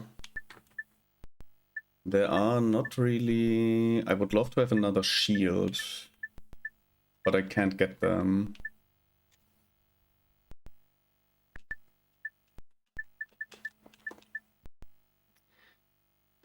Triple booster acceleration. I don't think I need that. I think that's not what I need right now. But I will... Like the next level is again one of the ship fighting levels. And it would be preferable if I had more upgrades, but I can't get any upgrades right now. Don't have the material for that. I know how to get the material, but I don't want to farm it right now. So I will be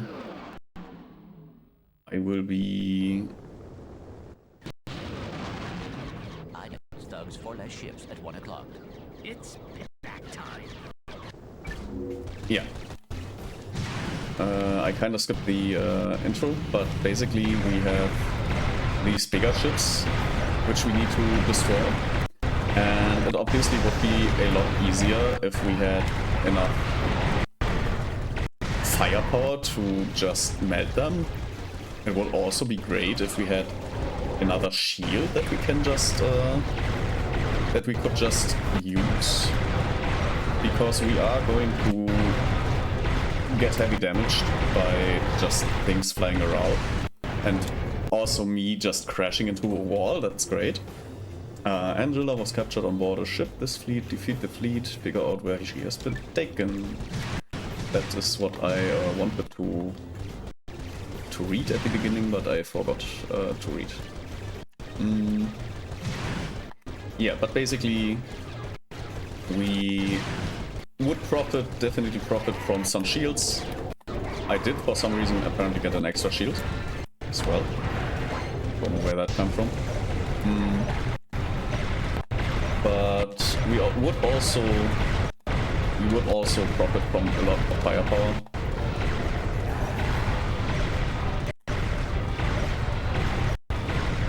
Just followed me back on your Twitter. Perfect. Then you should be able to send me messages like this. I might have to check that back against that, because I'm unsure if I have privacy settings on messages.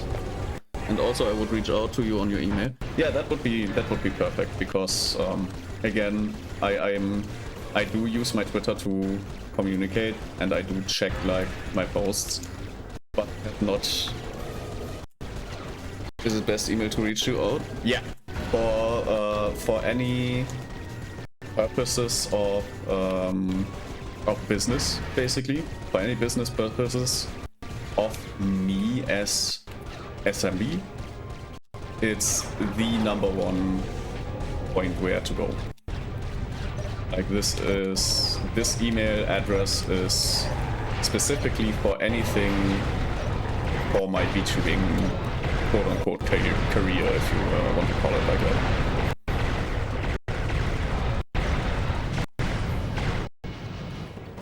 Alright, we are doing quite well.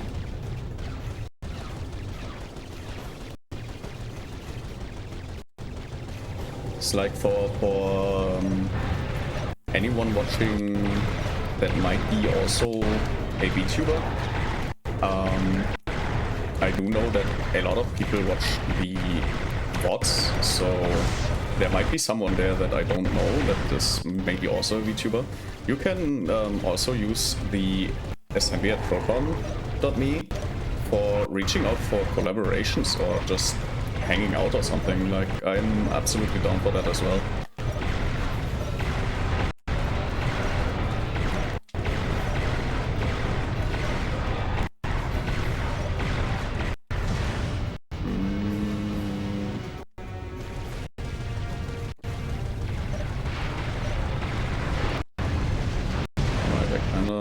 Apparently the ship I thought we already destroyed is not destroyed.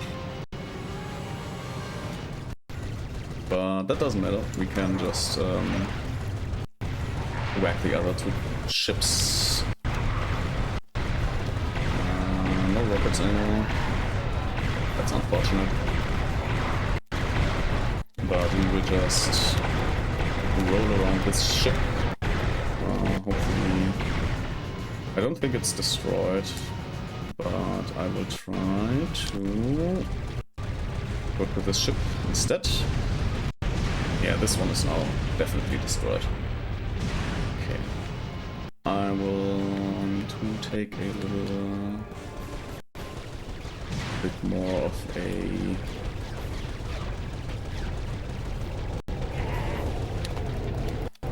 straight line. Alright. I do also remember that on this planet there is there's a platinum bolt somewhere. But I think there's a cutscene. Looks like the thugs moved Angela out of this quadrant. See if you can pick up any transmissions on the deep space channels. What is your problem? I'm trying to make a living here and you 2 losers keep lousing up. Ratchet Clank, isn't it? Look, if you 2 don't hightail it back to your own galaxy, I'm gonna blast you into so many pieces you'll need it. Well, there's gonna be a lot of them. I can tell you that. So you 2 hit the road and don't bother trying to find me, cause I've got wind. I like the wind. You never know where I might show up next. And I blow hard, and I can be cooling on a warm summer day. Well, you get the idea. Goodbye, morons! Does he realize he's just transmitted his exact location? If not, he's about to find out.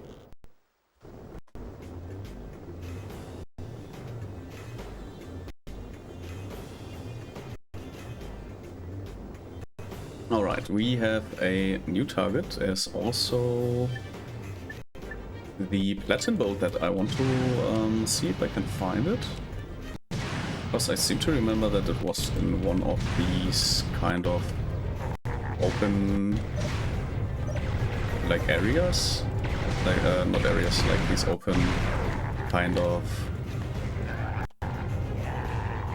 thingies over here.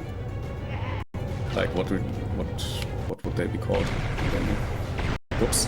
And there is a big ass ship right in front of my face. Let's see.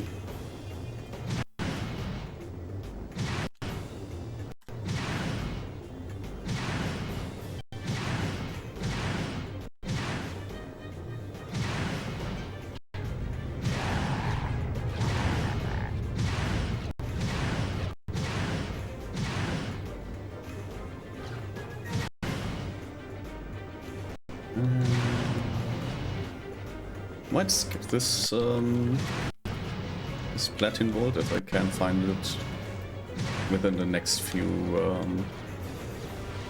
like within the next minute. But I'm pretty sure there's one here somewhere.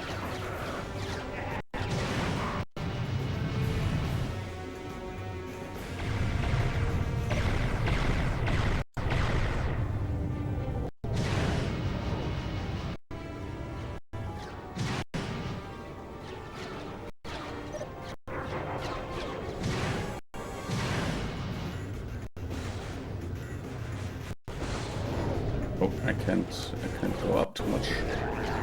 We do get damaged by going into the stratosphere because there is a storm, which not great for our shields because we immediately got our shields zeroed, so not great. As well as taking this wall to the face, so I will just go to the next area. I will, if there was anything to get, I will try to get that sometime later.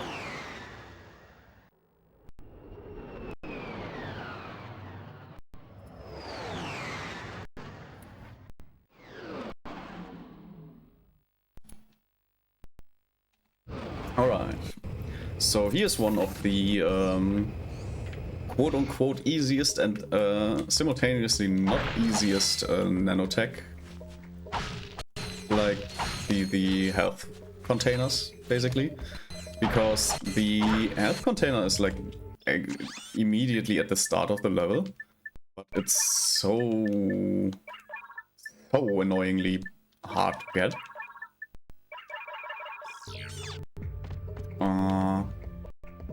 I also look around for more bolts, because at the start usually there's like 1,000 bolts. So yeah, basically you can not see it yet, but there is, yeah, up there is the nanotech, and the way you are supposed to get it is probably this, and it's not easy. Like, this is really hard to do.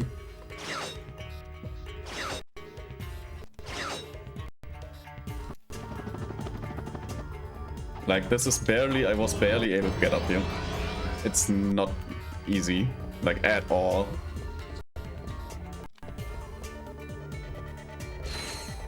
Alright, let's see.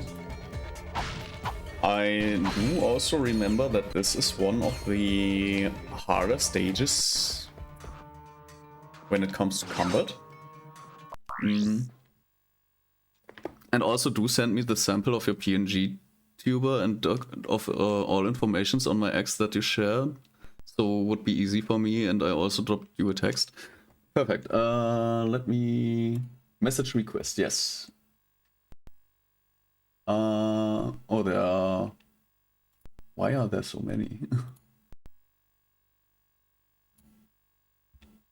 There we go. Hey, glad to connect with you here. Yeah, I received the message. So I will be sending that PNG for reference later, and I am looking forward to what you have to offer.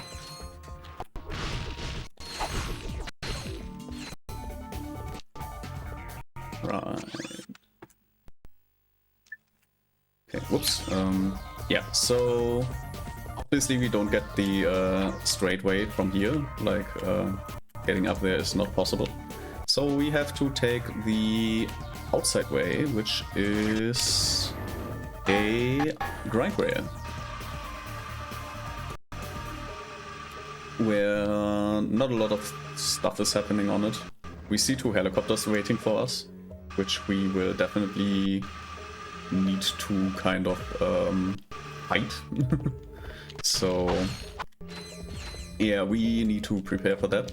There's also a Dynamo challenge, which I didn't see a Dynamo for like the last... how long? Can't remember.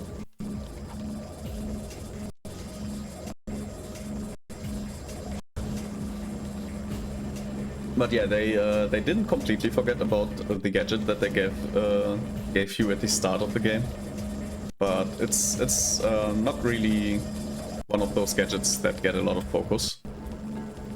When will you enter stream? So I would also drop you a reminder. I am ending at around in about 2 hours. Like we've started the stream at like 7 p.m. That's a PM, and I usually try to go for 4 hours. So yeah, we are at the 2-hour mark. So we'll be in a little bit of time. I don't think I can damage these helicopters. I kind of took that blade to the face.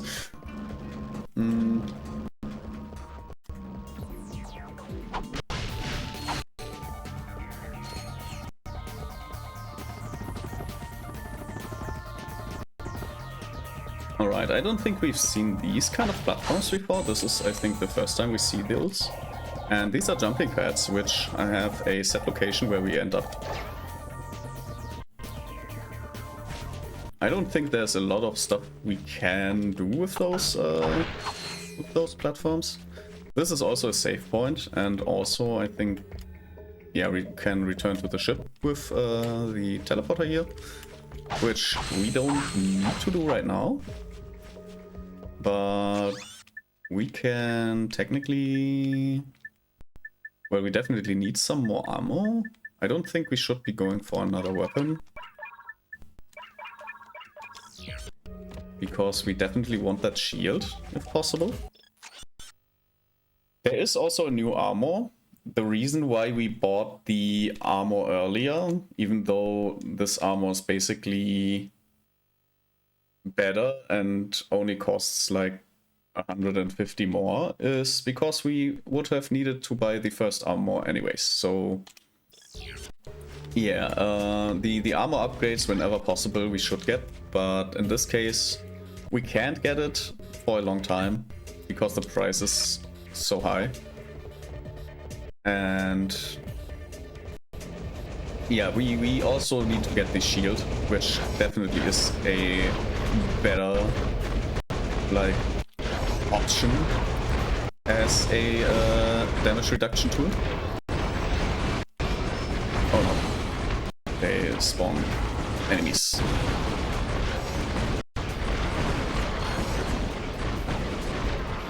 Yeah, but once these tanks, like one of the tanks has been destroyed, we can just sit behind one of the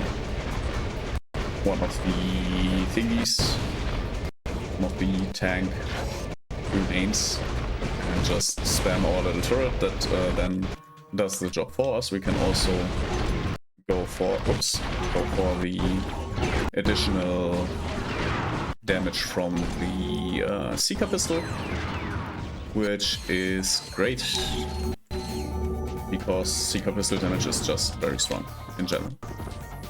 There seems to be one tank that has been left behind, which only starts going forward now. Doesn't really matter. Yeah, and again, tank remains, just give a little bit of extra cover. And if I don't waste my ammo like that, by aiming at least a little bit, we can just go through this part very easily.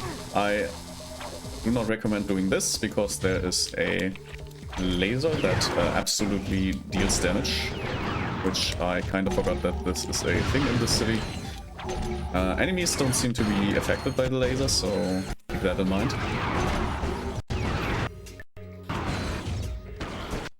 There's a lot of fire going on here. Gotta go, so we'll catch you later. No worries. Thank you for hanging out.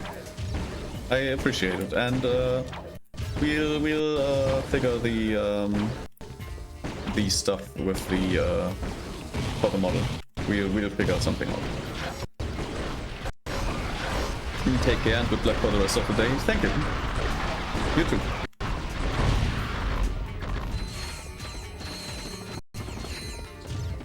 However, yeah, as you can see, a little bit of enemy spam. One of the things I criticize in every game is making a game harder by spamming enemies is not a great idea, like at all. Enemy spam is one of the laziest ways to make a game harder. It is, in general, not fun. And you can tweak the difficulty of a game way better by tweaking AI or like tweaking stats. Like if you want a stronger variant, like most of the time Ratchet Clank 2 does this very well by just putting out stronger enemies with better stats every few levels. But in this level, for some reason, they decided, nah, we will just spam enemies until you have enough of that enemy. I also seem to have trouble with reaching this helicopter, so I will see if I can... No... This is very troublesome, yeah. As I said, this is one of the harder levels, basically.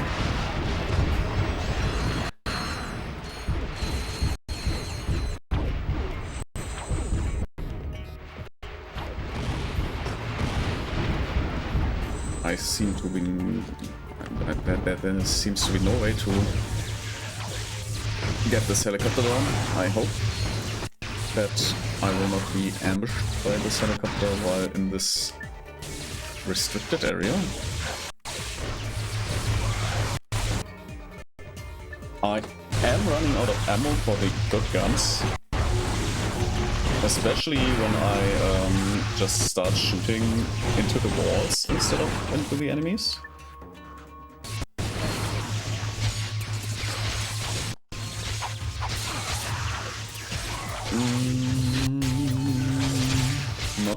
Not a great situation to be in.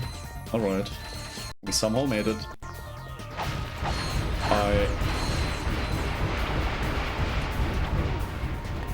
I am out of here. I will restock my ammo and come back. This is ridiculous.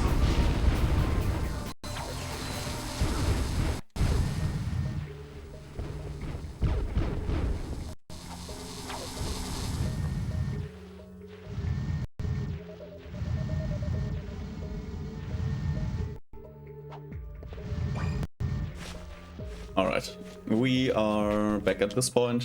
This is, I think, the first time I had to strategically retreat and grab some ammo. Because I am just... There are so many enemies that I am running out of ammo as a problem. Like, that's the first time this is a problem, like running out of ammo. So yeah, we went back. We fortunately have the like turbo boots, which are great to traverse this this amount of area. We will take some damage because I obviously have no idea how to dodge.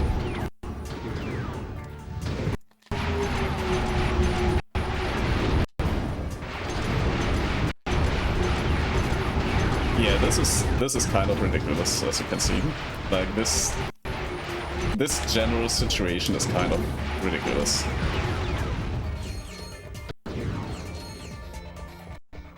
Alright, but I think we are almost at the end. We didn't need to take that damage. Took it anyways.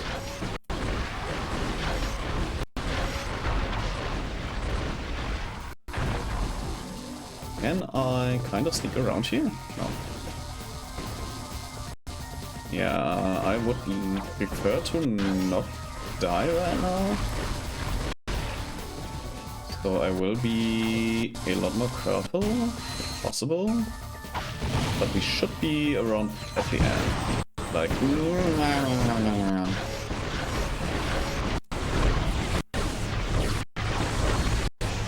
the game is lagging. There's so much going on that the game is lagging on original hardware. I am convinced this is way too many enemies. And maybe way too many effects as well. Okay, we made it to the boss. What's so funny? Nothing, I guess. Prepare to die! Get ready to feel the burn! Try to dodge this! I'm coming to get Okay, you, so Ratchet. how this boss works, pretty easy. We have these turrets that we can use to...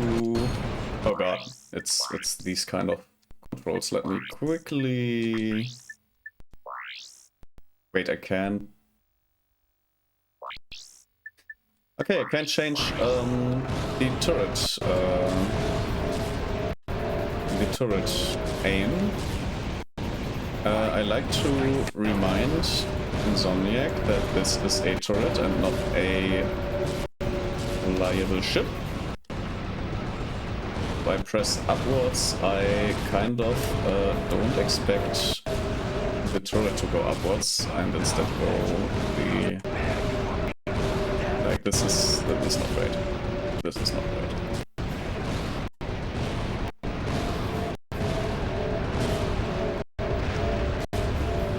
Oh, okay. That's unfortunate. I apparently use my Ratchet health to tank the hits.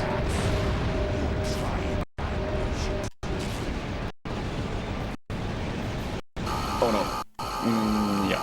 So this is part 2. Like, you can't just chill in the turrets all the time. Like, we also need to get moving once he had enough of our shenanigans. Like, I think it's oriented at his health, but it also might be time. Okay, this is one of the more unfortunate placements of him, where he sits behind the turret sometimes, or behind a, not turret, but a tower, and we kinda have to try to fire around the tower. Like, it's not as easy. And with the inverted up and down controls, it's kind of really hard to properly aim. I don't know if this is an intentional side effect of this fight, or if this is just a mess up of like how this turret works.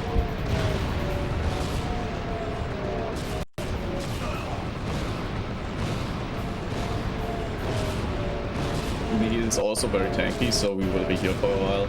Like, there's a lot of time we have till this is over, and I'm kind of considering just getting a health reset by jumping off the map, which will also reset his health, but we are currently like not enjoying a lot of health. Like, I have 2 hits left at this rate, and yeah, I think there's no real help here. So I will jump off and start this fight again with max health, while the enemy is at like a few HP. Like, I've barely done any damage. So I prefer to just have more hits than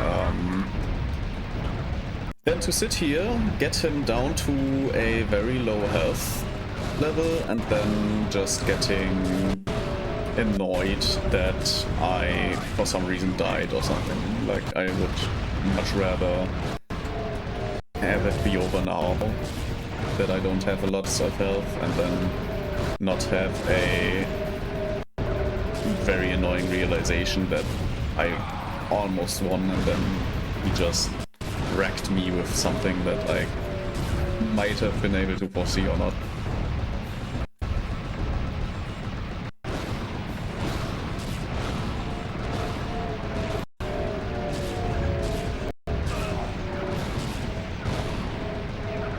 Because this fight in itself is already hard because it's long.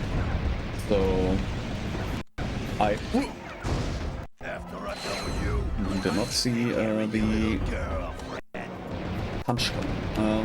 Yeah. So this is already like very annoying. Like not really a like the whole planet is not really like the whole level is not really cool in general. Like enemy spam. Not that great of a secret. It's probably the worst level in the game. But that's just my opinion. Like there's probably someone out there that thinks this is the best level of all of the levels of everything. And yeah,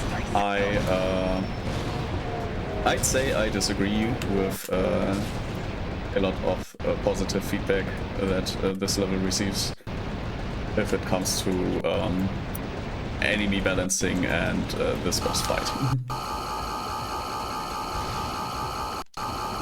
Get ready to feel the burn.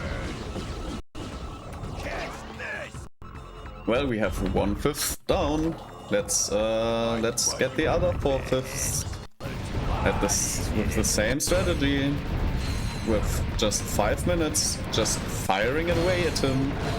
Just not even like having like headshots or something, just firing away. Everything deals the same amount of damage. And we will sit here and have to like take our fire off of him every few seconds because he fires drones that are very much explosive and will deal damage and will not let us just fire away at him. Yeah, great enemy design. Firing and turning left and turning right and trying to get used to the controls of this tower, and then he comes to you and just mashes away your tower, and we are like 2/5. We were able to get 2/5 of his health down, and this is our life now. I hope you weren't going to do anything like. I hope there was not anything you wanted to see within the next like 25 minutes. Because there's only this, and me just trying to make this interesting in any way. Like there's not really anything I can do here. Oh, we had a fellow in here. Yeah, I had a conversation with him. As you can see. So yeah,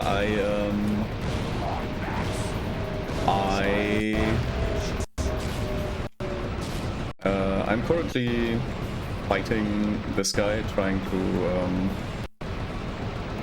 to not lose my sanity because this is one of the most boring and long and hardest fights in the game, and it isn't even using the normal game mechanics. But one of the things that you might also want to have for making the portfolio and the offer, I can, if you give me a contact mail, I can give you my PNG model for references if you need that. I can totally do that.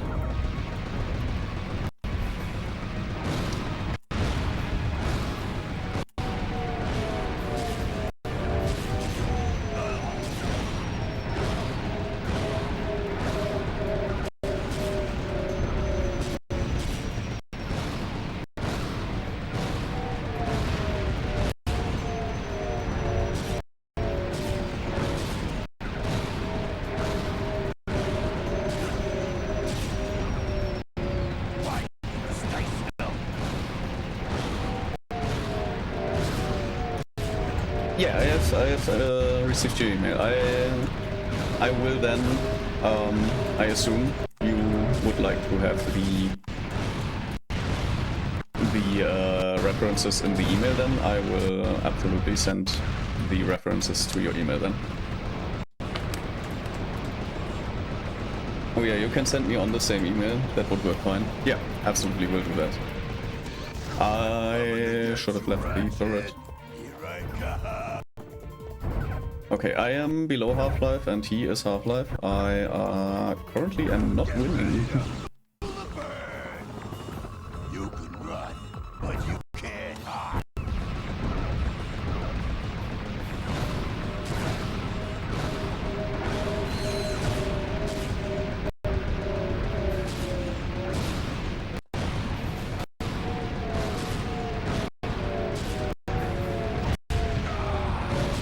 For sure.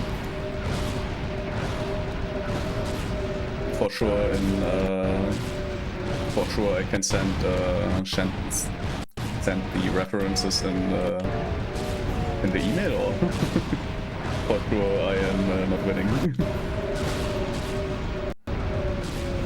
Why won't you stay still?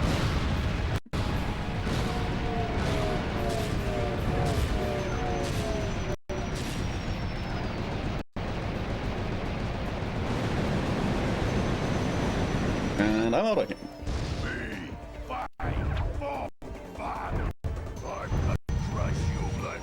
So where are some more turrets? Because obviously with every turret destroyed there's one less turret. So I have to look out for the remaining turrets. This is not one of the platforms which have a remaining turret. I see health packs. I will definitely need those health packs. Now we are winning again. Perfect.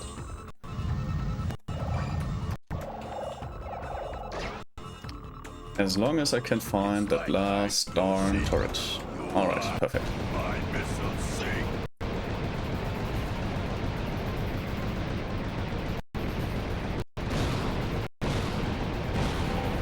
Yeah, this is again one of those positions where he just hides behind a big building.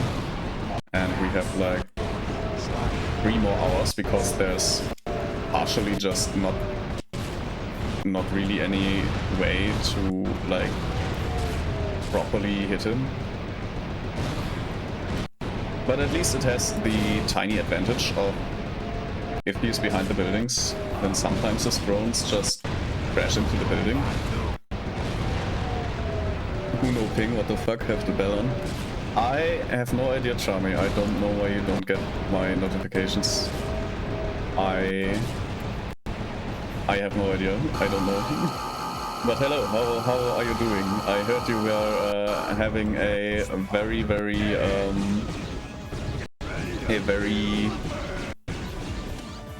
not exciting weekend, a very strenuous weekend, exhausting weekend. So how's your Monday been? Has it been better or?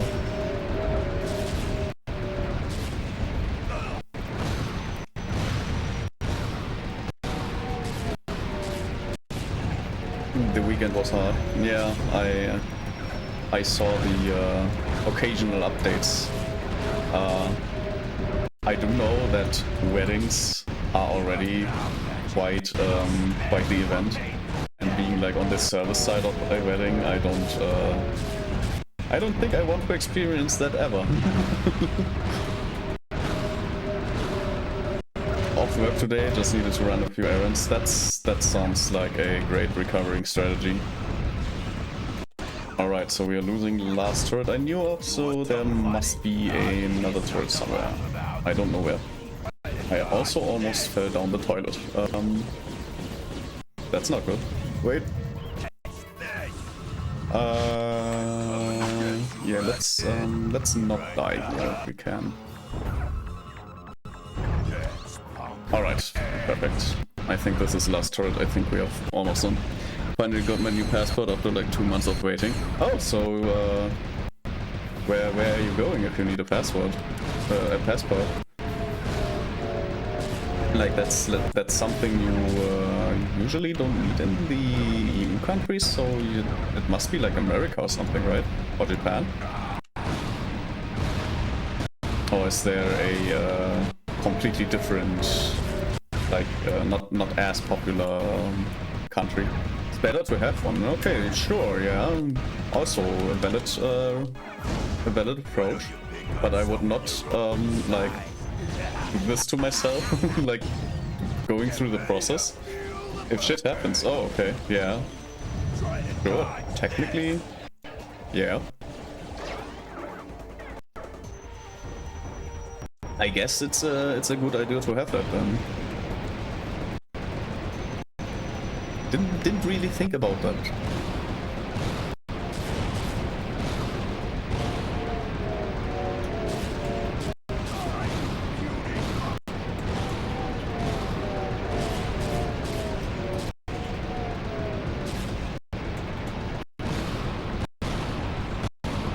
Yeah, so we technically you came to the perfect time, because we finally, after like 20 minutes or so, after 20 minutes of this, like literally this, we are finally done with this boss.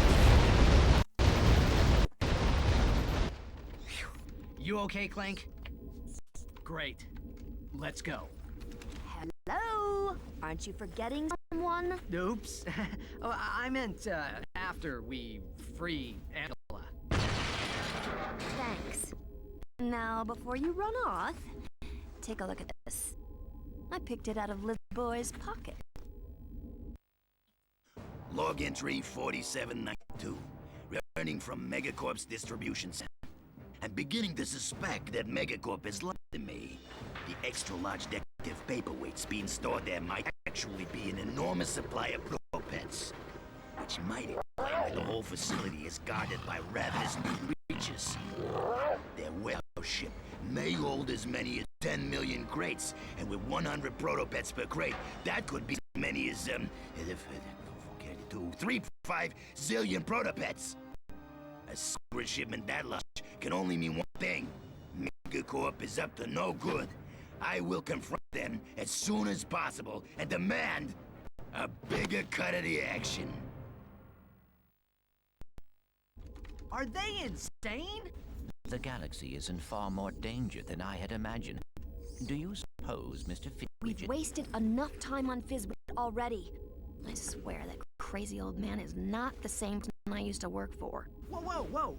You used to work for Megacorp? Yes, in the genetics division. On the Protopet? On fixing the Protopet's flaws. And I was this close to succeeding when Fizzwidget suddenly pushed up their release date. Is it worth disrupting the Protopet shipments? It's a start. But to stop them for good, we're gonna need to break into Megacorp headquarters. Break in? How? I have an old Megacorp ID on my home planet. We'll split up. Clank and I will go to the distribution facility. You go grab the ID. But maybe going somewhere outside of EU for vacation next year. Yeah, I would, if you already have the passport and have the time and money, absolutely. I can only recommend. After I did my outside excursion to Krakow, I can only recommend trying to go somewhere. So how far are we in the campaign? I only played the PS3 one.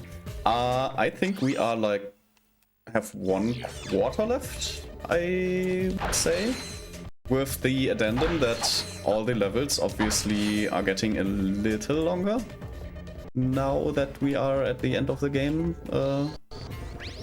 or in the last half of the game. So I would say like there's a 1/4 left if we don't do like bonus stuff, which sometimes I like to do, obviously, the bonus stuff. For example, this little thingy here, where we get a platinum bolt as a reward. We will be doing a little jump and run challenge, which is kind of not easy. Oh, I forgot. This is how this works. Okay. Yeah, we are in a 2D jump and run section, and we basically need to use the dynamo to activate platforms in a way where I save my own butt.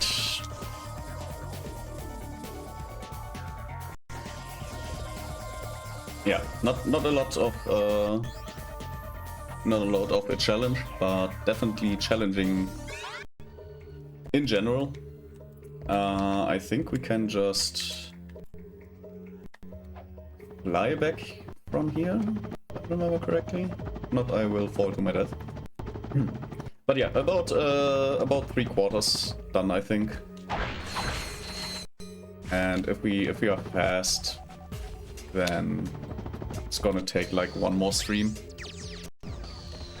But it'll probably take 2 streams. Like if I don't want to like rush anything, and I might do stuff like going back to the starter arena. Like for this level, I actually kind of want the shield.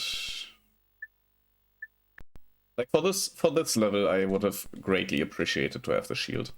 I should have probably been farming earlier. Like this level doesn't have as many shooting enemies like this level had. So we'll probably be able to buy the shield after this level. See if you can find any more news on the proto-pets. And now, Behind the Hero brings you the conclusion of our series on Captain Quark.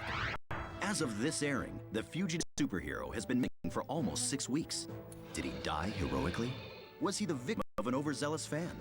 Or is he still out there somewhere? Galaxy may never know, but stay tuned for more baseless speculation and crackpot theories on Behind the Hero. Well, no more Quark. Good. It is almost time for RoboChef.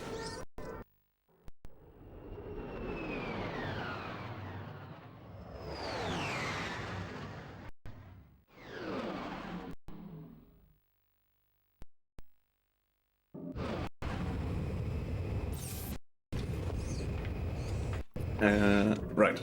I was checking something. Captain Quark Adventures is nice.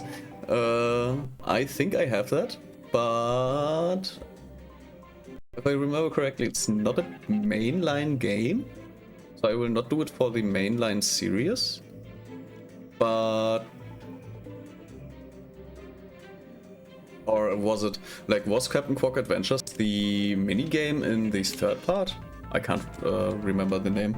Like there was Q-Force, I think, and also something Captain Quark thingy game as a general game, if I remember correctly. I wanted to see what the go live notification, because the go live notification should just go out, if I remember correctly, once I go live. Like when stream elements at the start of the stream says I go live. Same, I remember playing a game like that. Yeah, there's like in the third game, in the Ratchet Clank 3, there's like a mini game with 5 installments where you play a 2D Captain Quark game. And I think those are called Captain Quark's Adventures. I'm not sure though. Like I would have to look it up right now. And yeah, with the go live notifications, I would love to know as well where you don't get them, because obviously there are like I still do have followers, which some of them might just not get the notification, and that would be like good to know what's the problem with that. Like if I'm doing something wrong. But usually it says that I, like after the stream, there is like the XYZ followers, like click the notification. So usually there is like the notification thingy. I don't know. I just don't want to miss this stream till you get affiliate. That would be great, yeah. If like everyone just saw, like sticked around, at least to the affiliation, so I can enjoy some of the features like polls and stuff. And I do want like some emotes. Yeah, no worries. Obviously everyone has their own schedules, like I don't expect anyone to show up, like there's no expectations here. It's if you are there, you are there, and if you can't make it or you don't see it, then that's fine. Like there's no... This guy is getting on my nerves, so he gets nuked. Apparently the nuke is not enough. I've lost about all my lives. And that nanotech couldn't have been better timed. I can do some mod magic in the garden. If you want to... I'm super busy this week, that's why we don't have a movie night this week. Oh, I didn't even know that we don't have a movie night. I kinda overlooked that. Yeah, obviously if you want to do me a favor by helping me in some sort of in some sort, I absolutely appreciate it, but you don't have to. If you like there's no like I kind of tried to explain this earlier, but came to the conclusion that I don't know how to express myself. If I can, I will. Yeah. But basically, obviously this streaming experience is I don't like want to rely too much on external help.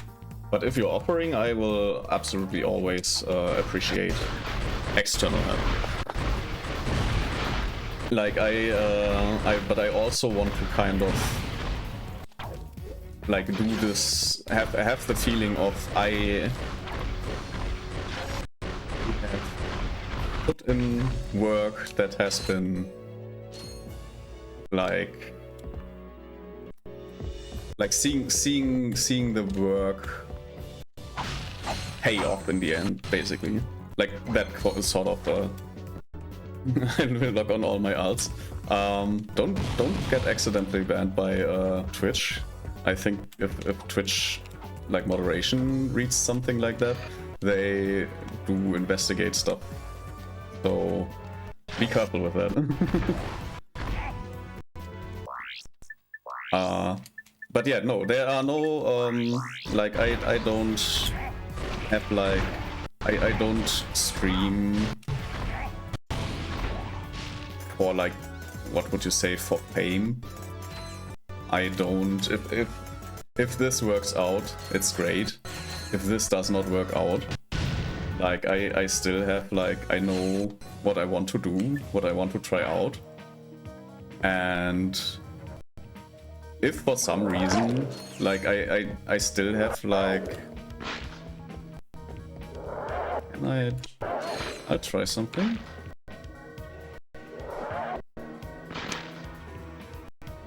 Okay, so this seemed to not have helped. Yeah, but basically, at my first stream, if you remember, I had the like wishes, the goals and wishes. Like, what is a goal, what is a wish? And one of my wishes was affiliate within this year. Like, if I am affiliate December 31st, that's a wish. That's not a goal, that's a wish. The same goes with the partner. I have the wish of reaching partner within 10 years. But if it doesn't happen, that's not a failure. That's just another wish not coming true, which is fine. Wishes don't always come true. In fact, most wishes don't come true. Which is just how life works. And if it If it doesn't work out, it doesn't work out.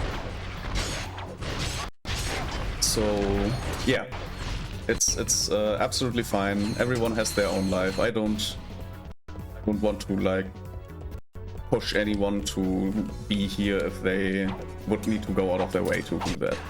Like that's not a thing I want to do.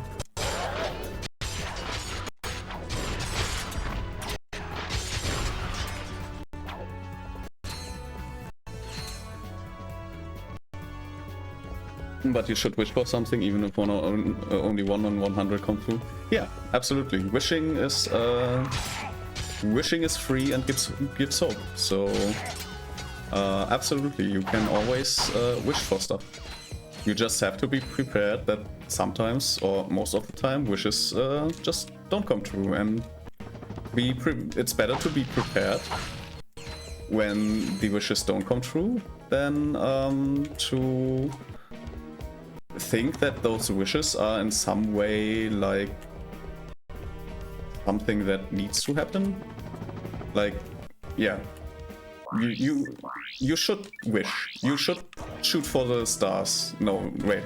The saying is, shoot for the moon and land among the stars. Like, that's what I'm gonna do. Like, I'm aiming for the moon, and I just hope that I will have enough momentum to at least reach somewhere between the stars.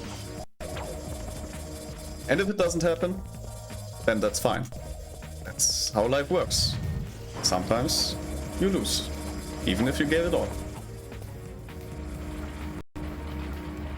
Yeah, optimistic me, what the hell happened?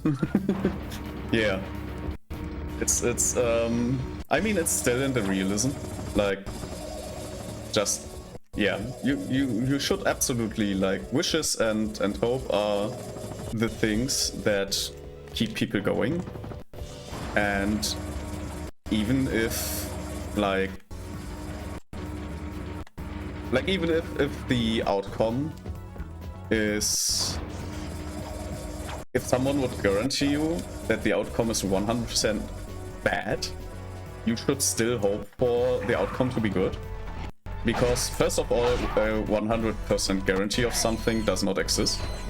And second of all, it's that kind of hope that either comforts you when shit goes down, or that keeps you going even though the odds are stacked against you. And if for some reason you do get the chance of a lifetime where stuff goes well, then you are prepared, basically, which is a good thing.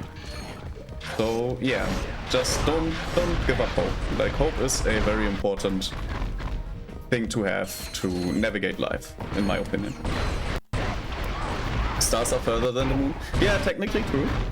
Still, it doesn't invalidate, basically. Like, you still land among the stars. The sun is a star too. So you would be orbiting the sun, and at that point, if you shot for the moon and are in orbit, then you are your own fun, how do you call it in English? Trabant? I know in German it's a Trabant. But Stars of I read that already.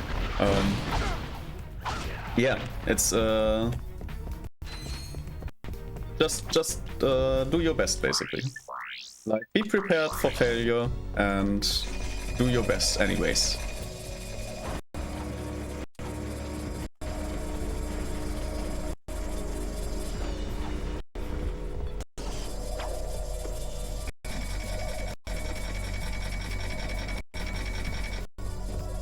Okay, I definitely missed something. Because I remember there's something somewhere up here. Just don't die on the impact coming back down. Yeah, no, you want to land among the stars. That's the thing. You want to have the momentum to land among the stars. If you don't have enough momentum by the time you shoot for the moon, or if you shoot for the moon and don't have enough momentum, then yeah, it's probably not a good landing, which you also need to be prepared for. Obviously, this is like it's more of a aim for the moon. Like you have your target, and basically, if you don't land on the moon, make the best out of just where you land. Be prepared for not having enough momentum. So burn, cause that's the biggest furnace. Wait, what?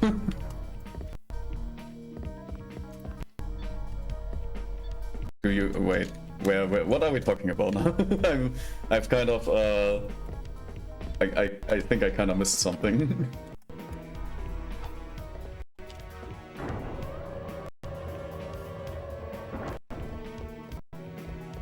Oh, cutscene.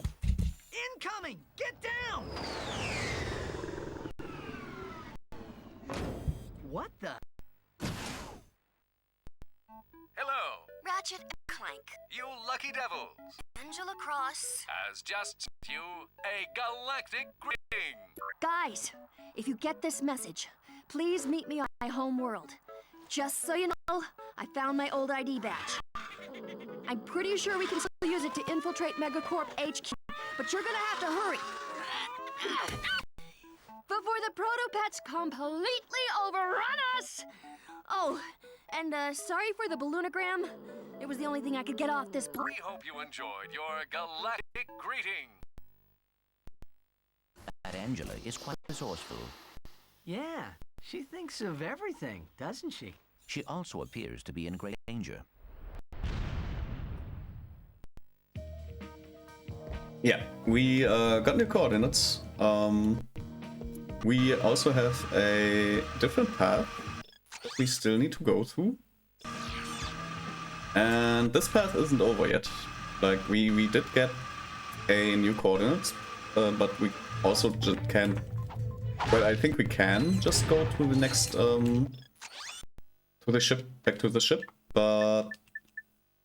First of all, I want to buy the shield charger. Because the shield charger is very important. Like, it's so goddamn important. No, he's a pro skater. Yeah, he's actually been a pro skater from the first installment. Like, the grind boots are something you get in the 4th level, and that they have been a staple of the series ever since, actually. So I am kind of disappointed that he never showed up in any, like, Insomniac is like,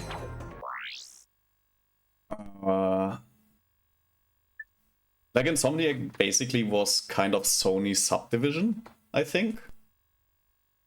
And that they never made, like, Ratchet be a guest star in some kind of racing game or like in any way, like an Easter egg or something, like other than in Jack and Dexter or Sly Cooper, like, which were Insomniac internals. Like, Insomniac also made like Spider-Man, I think, which yeah would have I don't know.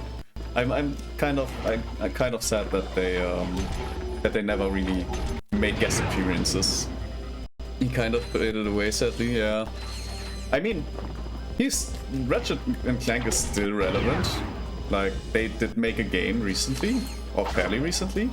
Like, if I have my Steam open right here, and if I search Ratchet and Clank Rift Apart was the last installment. They made it for PC because they knew that, like, console is dying out. And the newest Rift Apart has been released like 2 years ago. So for a game series that is this old, that's really good that they were able to make a game release in 2023. Like, that's impressive. So he is still alive, just very underground.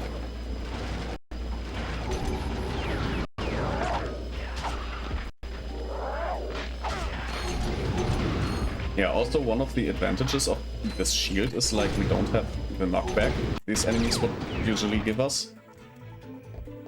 So very, very important item. Really important item, actually.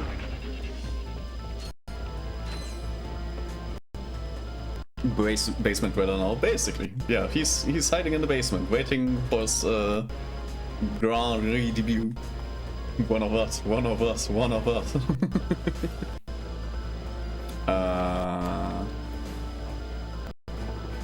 Okay, not up here. A little more jump and run. This one. Also...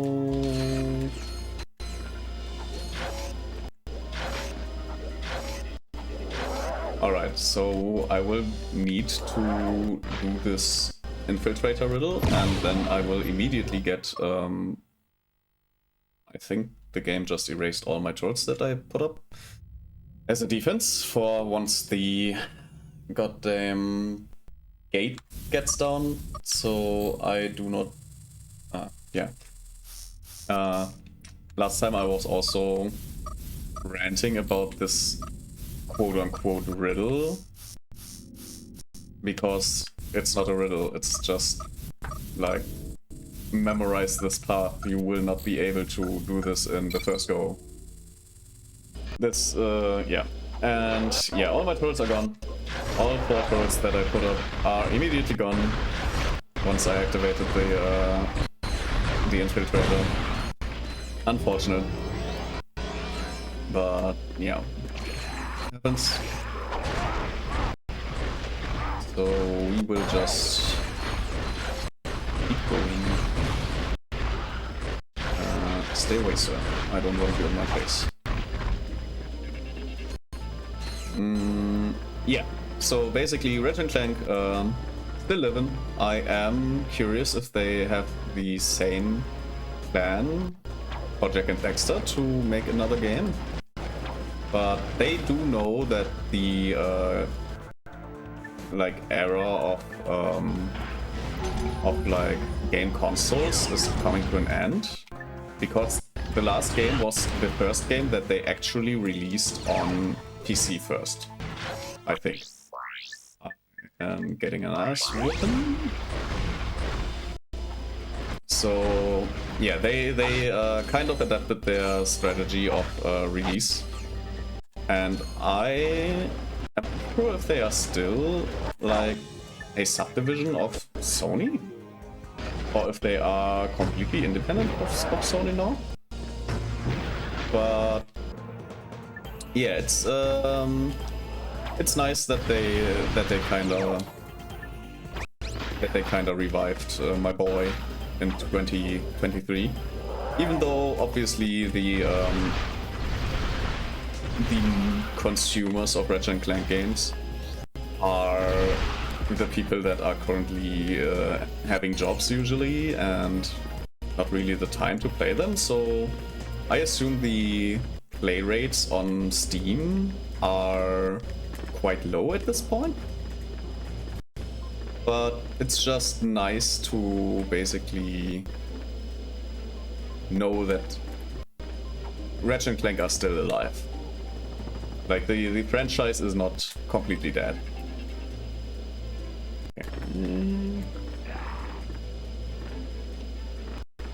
Okay, those are only the level 2. The little mutants. And just whack them away like this. Not like TES6. I don't even know what TES6 is. I would have to look that up.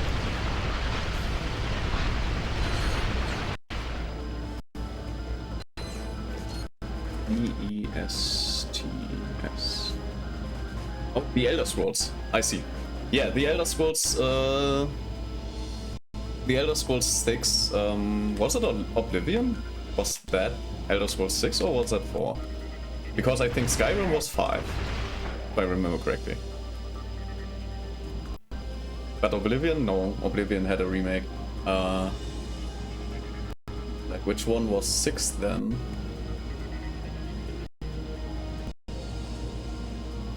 Or was 6 not released? Like, was there never a release for anything after Elder Scrolls 5?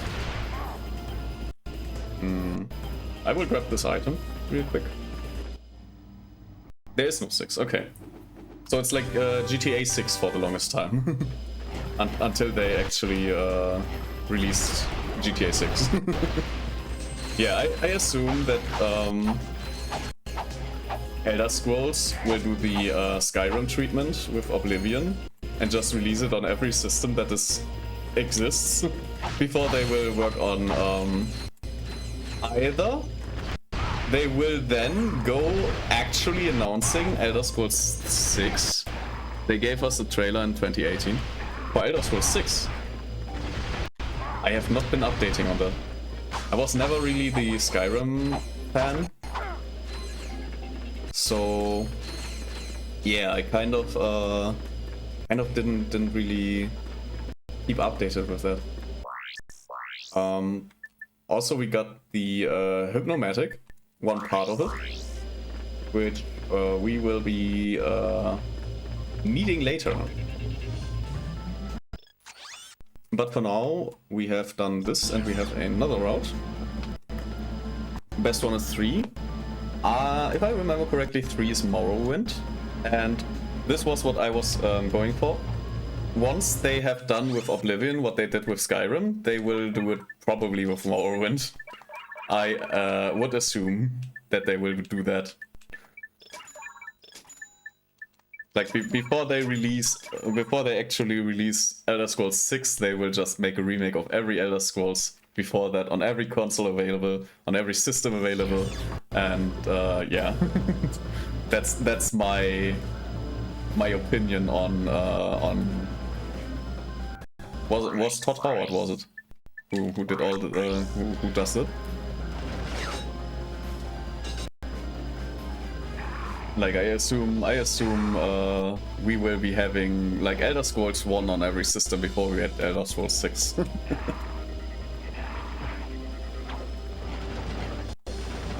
Todd Howard said he does not want to make Morrowind remake. Okay.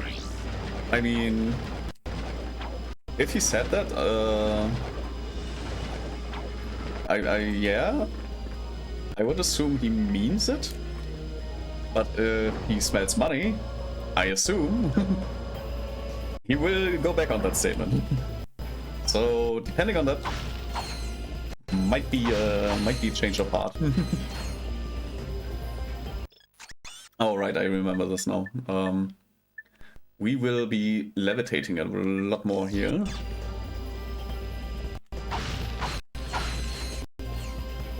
Also, I just saw one of the worst items, worst weapons in the game. This thing costs 1.5 million and sucks. It sucks.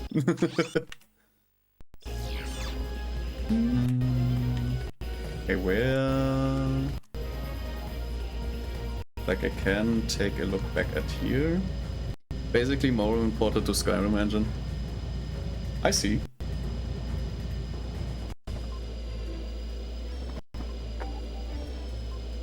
Is it a fan project or is this like a real project?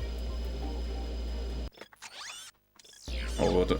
Well, fan project and real project kind of devalues fan projects because fan projects are fucking awesome. But what I meant was basically a fan project or a corporate project.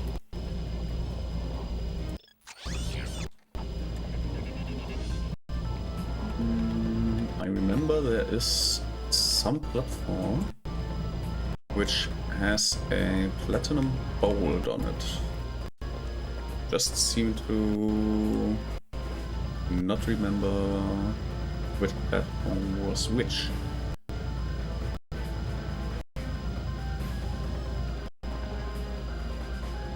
But I think it's the platform there, if I remember correctly. And I hope I remember correctly, because otherwise we will be doing this again pretty soon.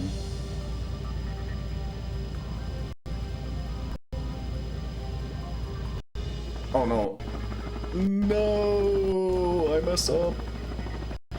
Yeah, I messed up. But there was the platinum bolt, so I just have to do it correctly. Which means I have no idea how to do it right now.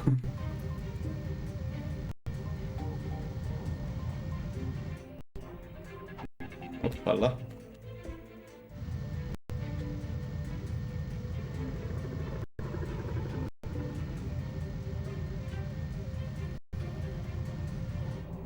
Alright.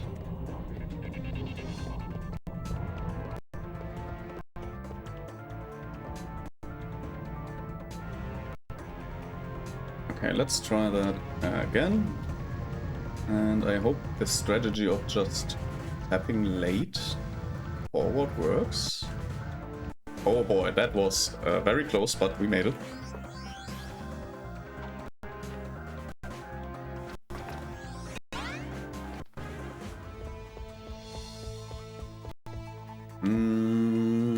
I don't think I can just hover over there, so we will go back to this platform.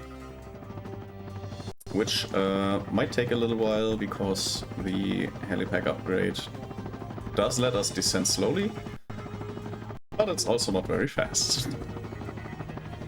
And we do not really want to stop using the helipad because it only accelerates us downwards, not forwards.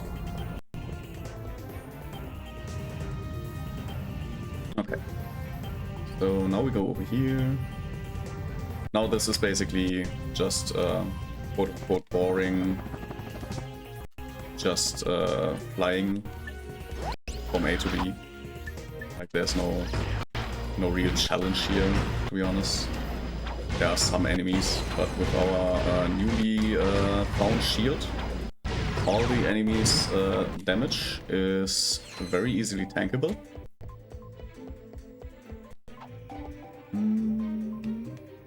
Okay, so a little bit of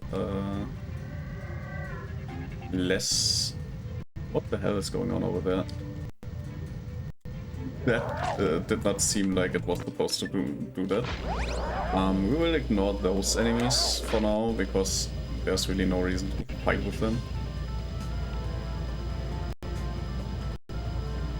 Because we just need to get over here and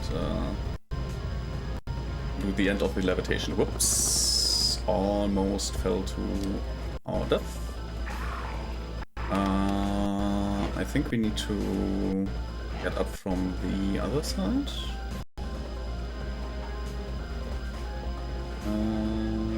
How does this work again? Okay, so there's a spawner here.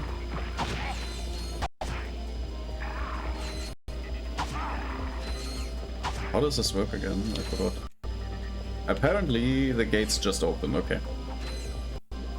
No idea. We get a little camera tour to where we need to go. Because it's not obvious that you need to go here. So, developer W. Yeah, we can grab the bolts here, which are very, like every 6-pack of these are like 2,000 bolts, which is insane. And they are only here to incentivize you to fight with the guys here. But you absolutely do not need to fight with them. Like it's, as you can see, they do not care. So you can just, yeah, you can just travel through here without like... This guy also is in the floor. I have no idea why. I don't think that ever happened to me before. But yeah, enjoy your floor, buddy.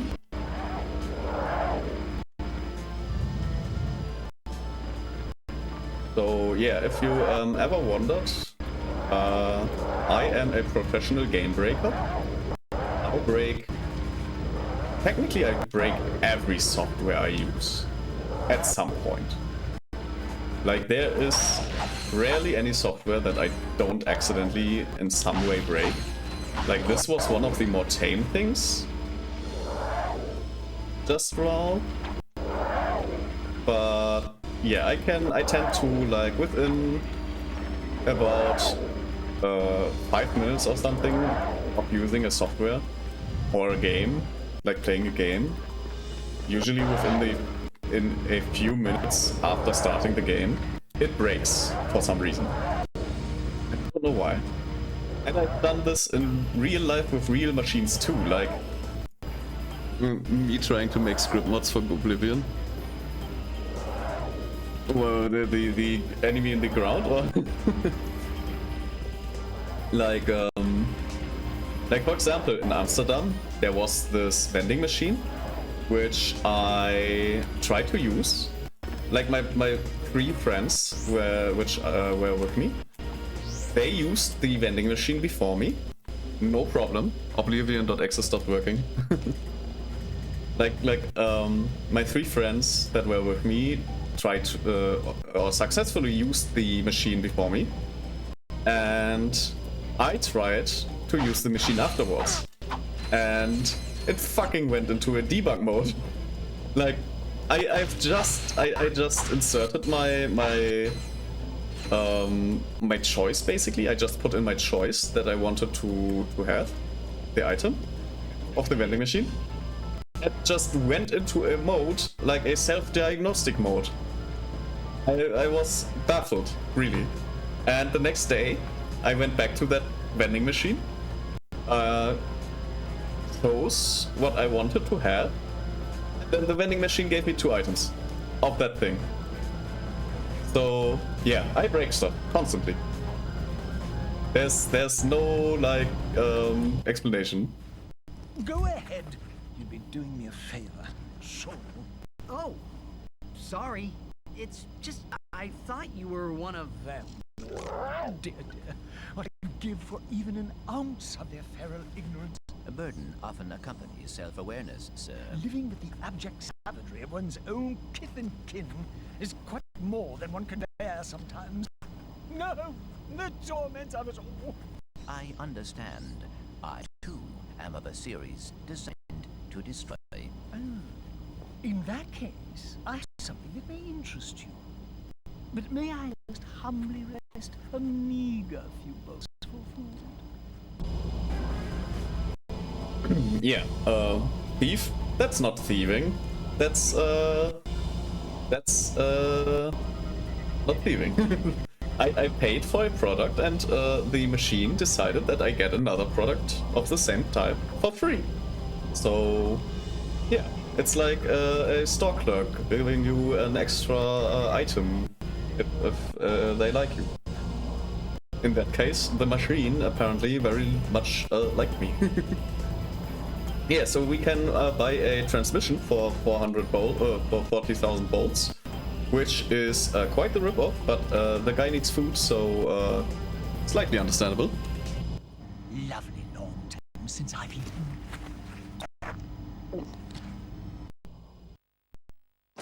This is Darla Gratch reporting live from Algon City, where Protopet Mania is in full swing. For those who've spent the past week in hypersleep, the Protopet is Megacorp's wildly popular bioengineered pet. Adorable, non-allergenic, and housebroken, fans of the creature dubbed it the perfect companion. Between the Protopet's surprisingly low price tag and its lightning-fast breeding cycle, there may soon be more than enough Protopets for everyone. Darla Gratch, Channel 64 News.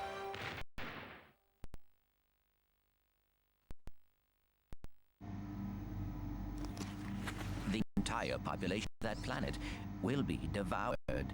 Unless we get there in time. Should have taken the opportunity and get as much shit as you can see. Well, the machine didn't, like, the diagnostics program didn't let me choose anything, and the free item that I got was basically just because the spiral that is used to give out the item basically just gave me another item. Like it turned twice, basically, for me. So there's no free stuff I could have grabbed. But it did give me like a bonus item for some reason.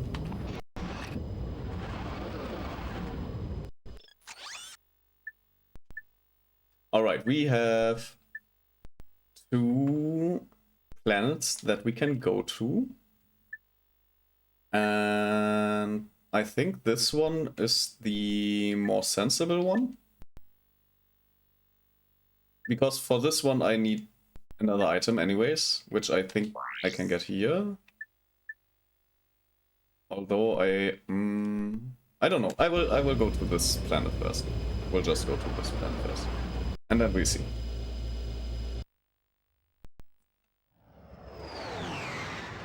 Because I do know that there's at least one little thing I can do here.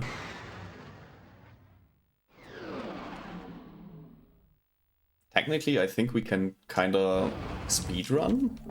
Like there's this thing I can do here that allows us to speedrun a little bit. If I remember correctly. I also might not remember correctly. But yeah, let's just see what we can do here, because there is like, yeah, there's 2 things, like 2 ways we can go. And I think one way down here in the factory, yes. So we can't do this one unless we have another item. I'm kind of tired, so we'll probably get some food and try to eat early. Yeah, absolutely, go for it. I can only recommend going to eat early. It's a thing that it will, at some point, your body be mandatory. Enjoy stream. Yeah, thank you. Have a good night. I'm not gonna be playing for too long. Like gameplay, I will stop after this planet, and I'll like early like 12. Okay, I will not be doing the stream as long. Like I will be done by 11 p.m.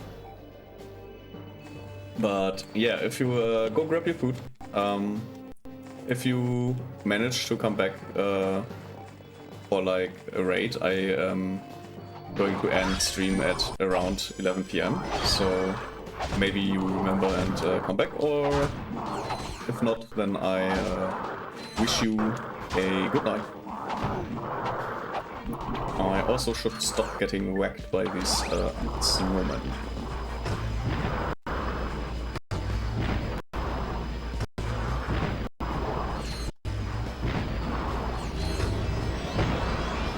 Let's go and attack.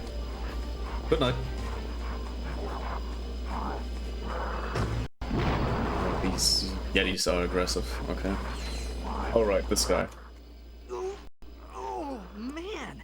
It won't budge. Violence is not the answer. Can you move this rock, sir? I am able. And? Patience, young one. For the rock to move, the forces of the universe must align. So, can we make these forces align a little faster? Ah, yes. The holistic resonance of moonstones may yet guide these wayward forces. Yeah, so this guy wants more crystals, and we can get these crystals in this ice desert. We can get them from these crystals lying around, or we can get them from these giant... I don't know what they are supposed to be. They have a beam of ice that they shoot at us. We might be able to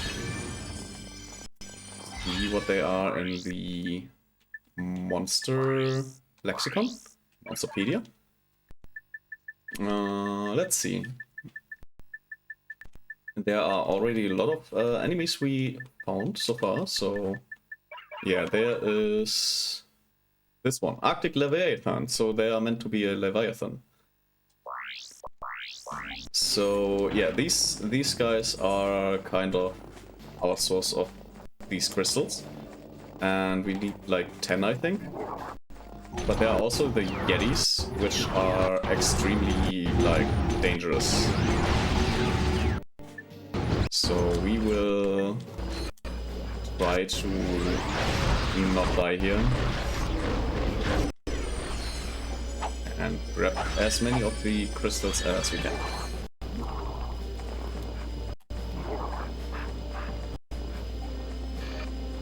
And I think we can get like exactly 10 or something of these Leviathans and crystals that are around here. We can't step on the ice itself because if we are on the ice and the ice breaks, we immediately freeze. I am having a lot of trouble with these. Like, this is again like enemy spam to make it harder. And then the enemies are already tanky as hell, so not really cool. Like I'm not really into this. Like the whole ice desert, there's a skill point for grabbing every moonstone in the ice desert, which I will probably not do because it's just very annoying and has like no impact at all. Like you can get money from it, but there are better ways to make money.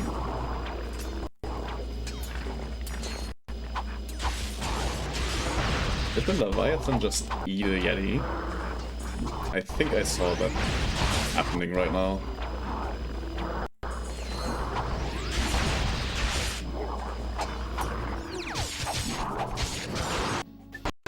Now, this is my last shield charge as well, so if I die, I die. Yeah. Okay, but we can grab more ammo like this, which is nice.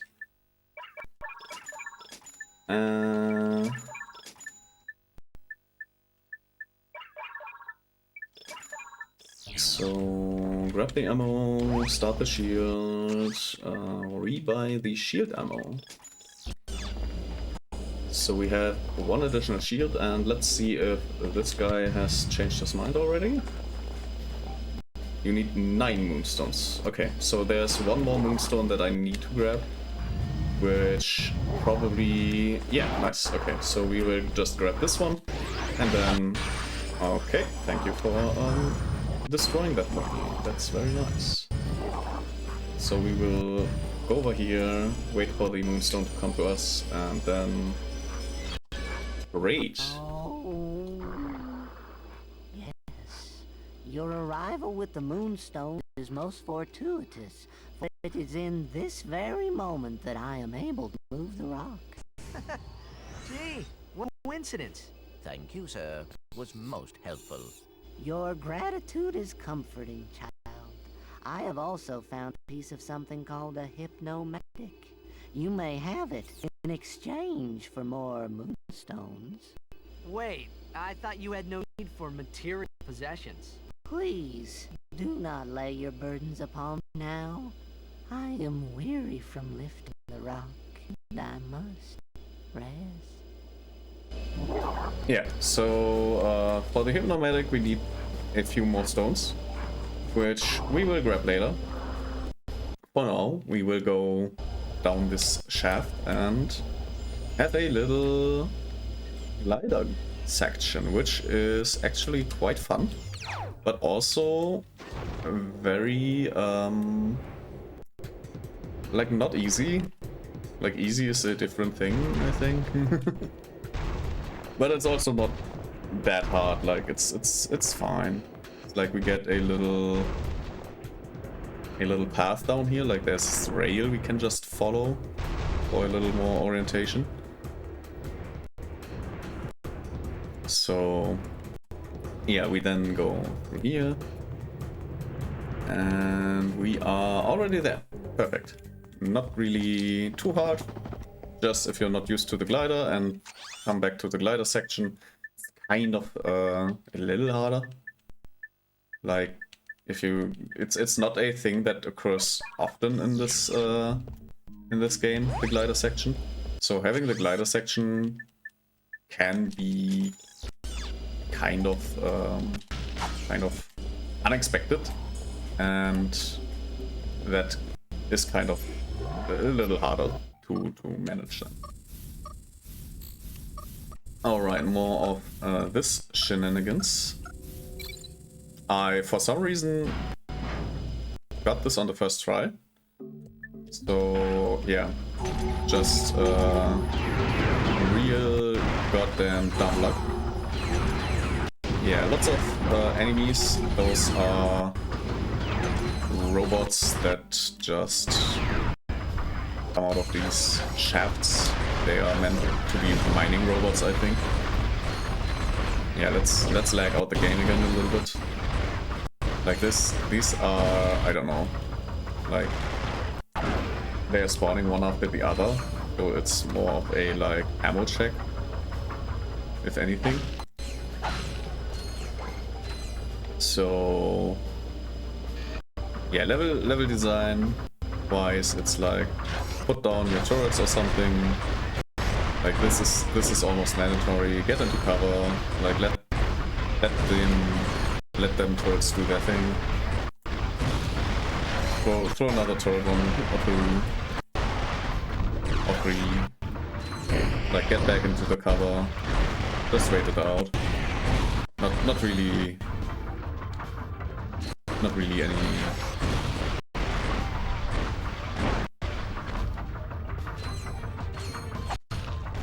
Yeah. There is a thing you can do with the Hypnomatic here. But we don't have the Hypnomatic right now. We would need to come back. No, I want to go for the multi-star, I think. Or maybe I can sheep him. Yeah, I can sheep him. Are you all like... No.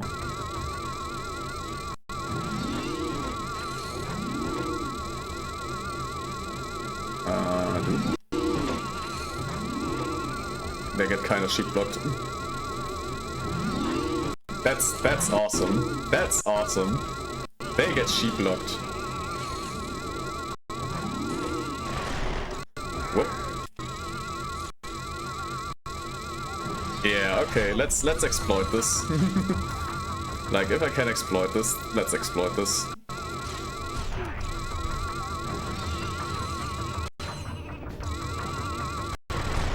Okay, it's not working that great, but oh my god, I had like a little.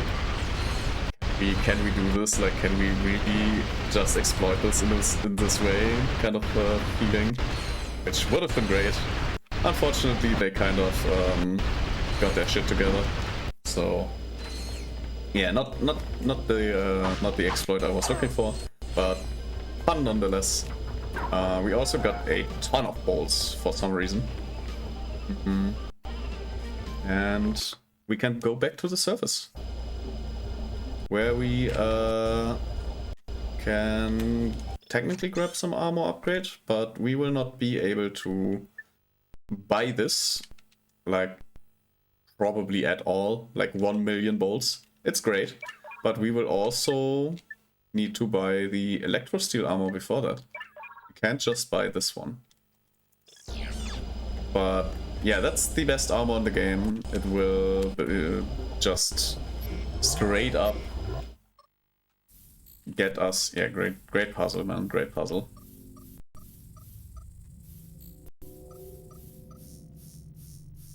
Yeah, this armor is straight up like no more worries. No more worries about damage, basically. Yeah, so we've freed some bridges. We can now grab more of the moonstones, which I will try. Like, I will do 1 or 2 moonstones if possible. We do need the hypnotizer for more stuff. Yeah, we will probably need to do this. This is one of the more unpleasant things to do, especially with the Yetis. Like, what I can recommend is just rush through this area, like ignore the Leviathans, ignore the Yetis, and if you get hit, like if your shield gets destroyed, reactivate your shield and just keep going. Like, there's also the problem with the map, because you will probably, if you do it like this, not be able to tell where you have been on this map, so it kind of will be a little harder to 100% everything, because you can't really see where you've been. But yeah, it's in my opinion not really worth it. Like, just try to get everything. Maybe kind of try to map out, like on a not automatically updating map for yourself where you've been. If you try to 100% this. But yeah, I don't recommend breaking your neck for grabbing all these moonstones. Like, just go through, grab them, and yeah, like worry about the 100% rate later. Like, there's really no reason to 100% it on the first go through.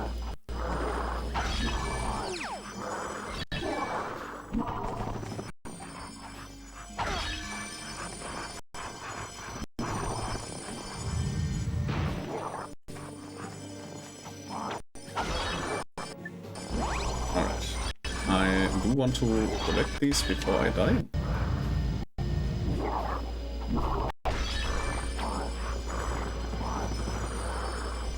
Alright, and with that, I think we are pretty much done with grabbing moonstones. We have 16. I will basically go for any moonstones I can grab right now, which will probably not be too many, because yeah, dying is pretty easy here.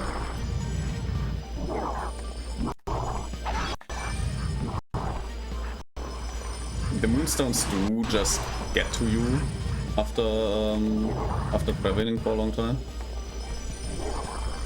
Like, they don't stop following you, really.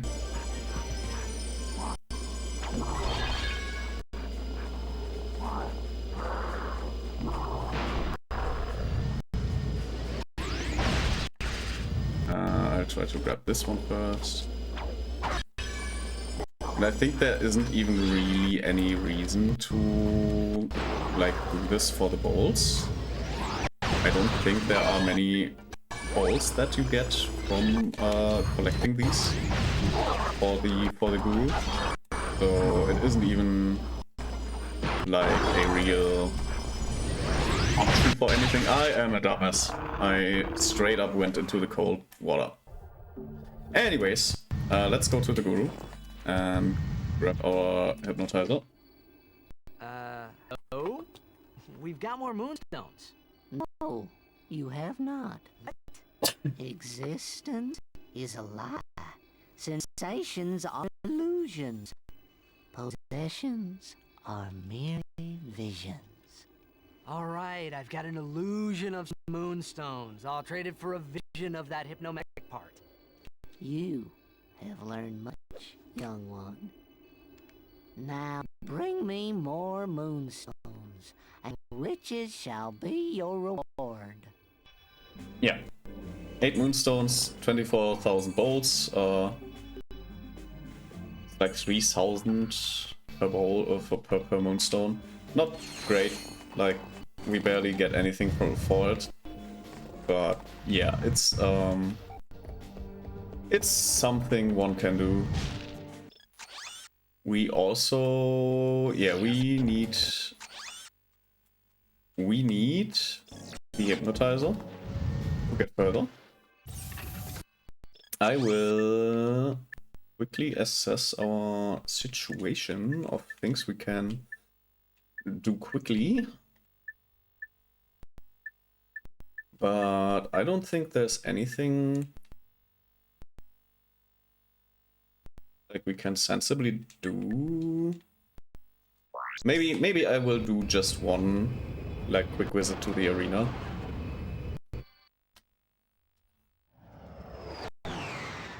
Since we have the shield now, we can do some of the no-hit runs, for example. We do have to be careful though, even though the no-hit runs, the shields like tank every hit and lets it count towards not being hit. We do need to be careful, because if the shield runs out, then it's still kind of a... yeah, if the shield runs out, we still get hit, basically, on the hit that the shield runs out. So definitely need to be careful about that anyways. Like, the shield does help a little bit, but it does not... it's not a general remedy for everything. Choose your battle. Alright. We also apparently like didn't do the B2 brawler. There's also the time challenge, kill 30 in 30, which we will be doing really quick.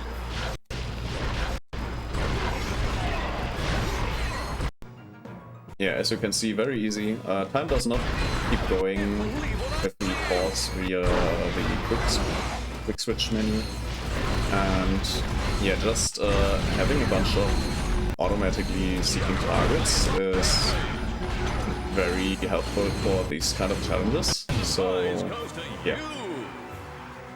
But the challenge also, like, the ammo that I used basically costs as much as the challenge gave us.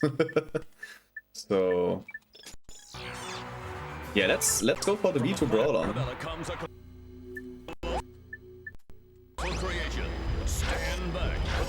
I do remember that at the start this enemy was quite hard. Like, we didn't really get to destroy him with the weapons we had at the start. And I got a skill point for killing the V2 brawler. We have a winner. Yeah, so now there are more time challenges, 60 and 60. Like, let's do that real quick. It's no biggie here, and just put up the turrets and just go ham, basically. Wherever the balls that they throw at you, they do like their turns, lots of turns, which can get quite annoying because the rockets kind of follow them around, and you can't really find the balls without trying to like get in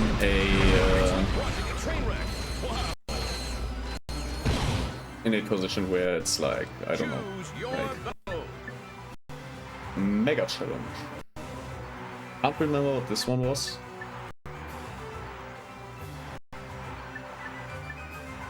There's also like different challenges. Like, let's see, mega challenge is okay. Let's do the mega challenge as the last thing we do today, because 10 rounds, not that long, but can be a little time investment, and I think this is the perfect way to end the stream. Or not specifically end the stream, but end the gameplay for today.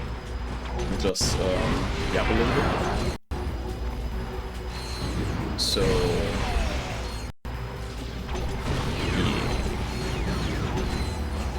yeah. More prospects. Like, this isn't a challenge in like any real challenging way.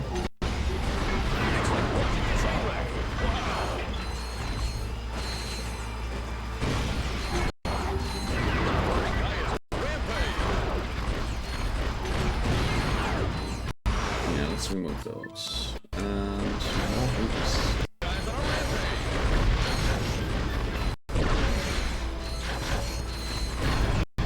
yeah, right, there can be only 5 bullets at a time. I assume it's because of the effects, basically.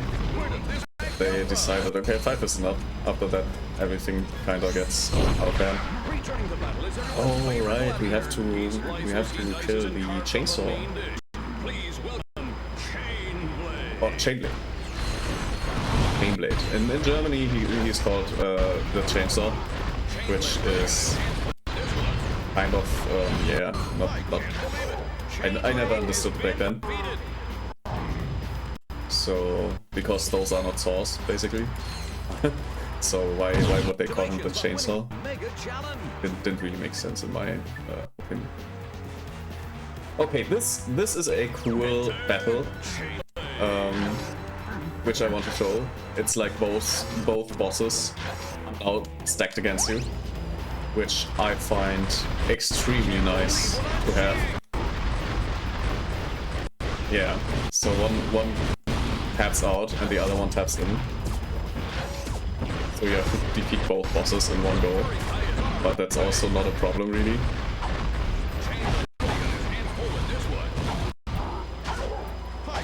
Yeah, go, eat dirt. Chainsaw, chainblade. Go eat my dirt.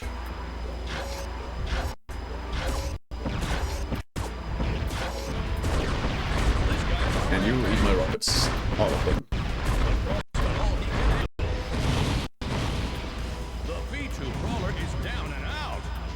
Yeah, there's a nice firework now. We have a winner. Yeah, very cool fight. And note, I also remembered that there's a chainblade challenge, which we will definitely do right now because I have the wrench to do the skill point for this. Yeah, see, look at this. Bro's just getting wrecked by... Yeah. So... Oh, maybe I already did the... Maybe I already did the skill point. I might have forgotten to remember. Yeah, but those challenges are now a lot more easy, obviously. Like there's a no-hit challenge that we can kind of cheese with the not the wrench, with the shield. But yeah, that's for another day. We can also, yeah, defeat chainblade with only the wrench. I guess I did this one before. It's no big deal. But yeah, lots of very cool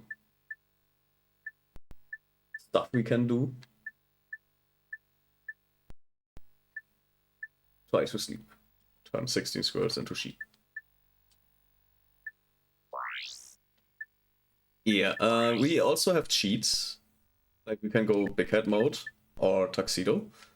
They all cost skill points, and at some point we will try the impossible challenge, which is in the second arena a challenge that we can try where we need to win 99 rounds, I think, of arena challenges. And yeah, it's not a fun time, I think. It's like really hard.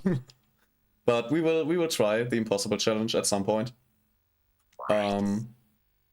Hopefully getting the skill point and facing the challenge. But for now, we will save the game and quit and go to the just chatting.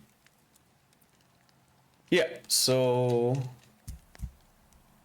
while I remember, let me quickly, first of all, I don't want any weird sounds, so let's just do this. And yeah, I do remember that I want to send some references to some artists, so let's do that really quick.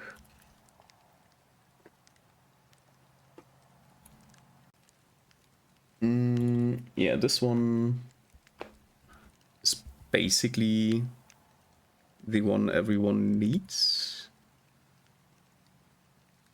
So yeah,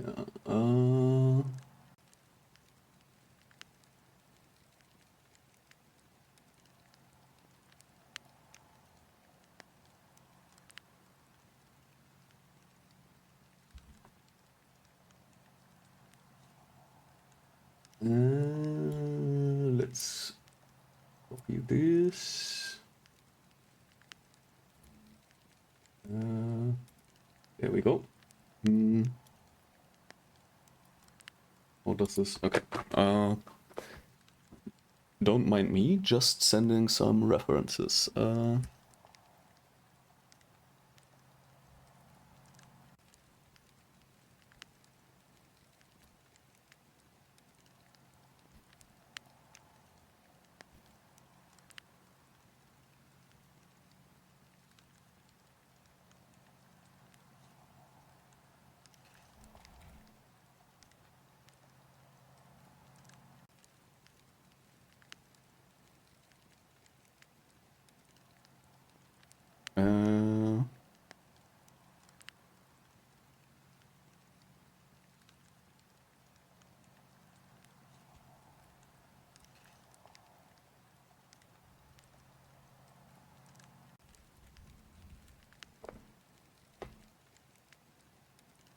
Whoops.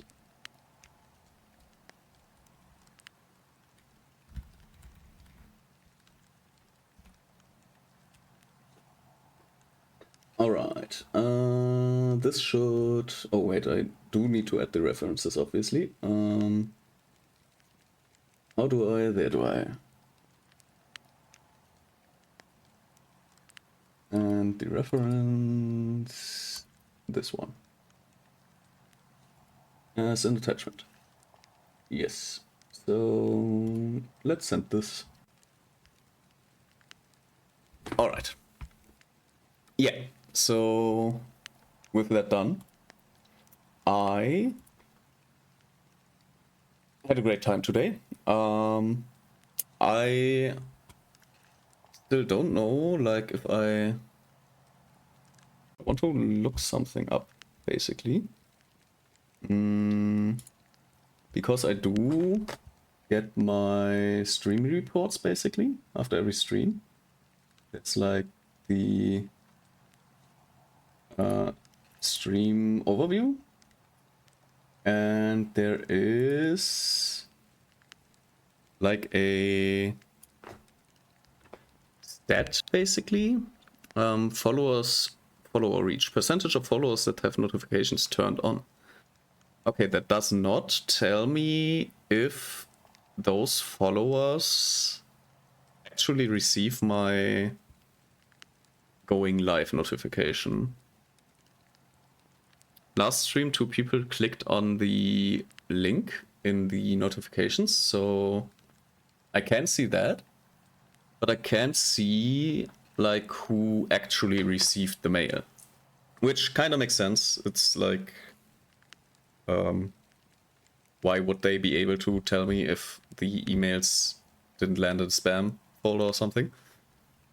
But yeah, not really. Like, I can see that like 10 people have turned off the notifications. I can see that, which is fine. I obviously was someone that is I follow a lot of channels, and there are some channels that do less like less relevant content sometimes. Like, I have 1 or 2 channels that basically do only Overwatch content, which have been doing other content before, but they are now doing Overwatch the whole time, and I do not care about Overwatch. So yeah, I completely understand that people turn off the notifications for my stream. Yet I still don't understand why sometimes the notifications for going live are not getting where they need to go. I don't understand. Like that's stream durations. I can view my stream duration. But I don't know. I did open like what was it there? How to use Go Live notifications. Like I have this little thingy here. Notifications for viewers are important, and sometimes you may just want to add a little bit of personal touch into your ongoing live notification. Whether it's a meme, information about broadcast, or just a more personalized notification you're looking to send to your viewers, Go Live notifications have got you covered. About Go Live notifications. To get started with sending a custom Go Live notification, simply head to the Stream Manager section of your dashboard, click Edit Stream Info under the Quick Action panel. Okay, so basically what I've always done before. Go Live notification. 130 characters, Go Live notifications reviewed by Automod and won't send if you enter anything you wouldn't say to Grandma. Okay. So either Automod decided that there's something in my Go Live notification. Like, I don't know. Like, the Go Live notification was hope you had a great start into the week. As a little treat, you can choose something today. I kind of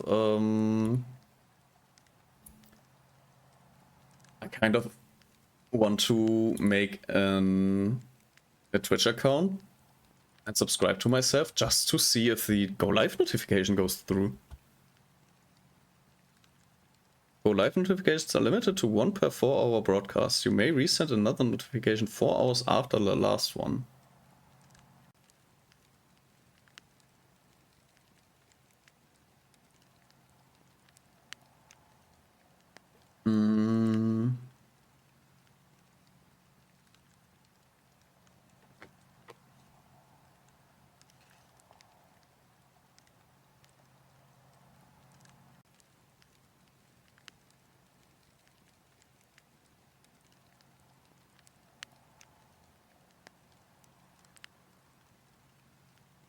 Yeah, I have no idea. Like, everything that's in here is like telling me that the Go Live notifications, even if I don't enter like a specific thingy, like it should be just sending. Like, there's no reason for my Go Live notifications to go missing. Except if like Autobot is like doing stupid stuff. But I don't know. Like, it doesn't really make sense. It's yeah, no idea. I also quickly want to change to just chatting, I think, because the Ratchet Clank section is over, obviously. So yeah, I don't know why it doesn't show. Like, sometimes I think I will enable the link protection again, just to make sure that bots don't get to send any links I accidentally click on.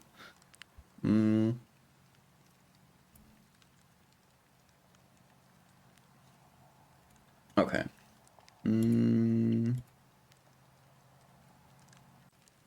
Yeah, I would love to know why sometimes the notifications don't come through, but I will probably not be able to figure that out because there's no real evidence to like what actually causes this to happen. It doesn't make sense, really.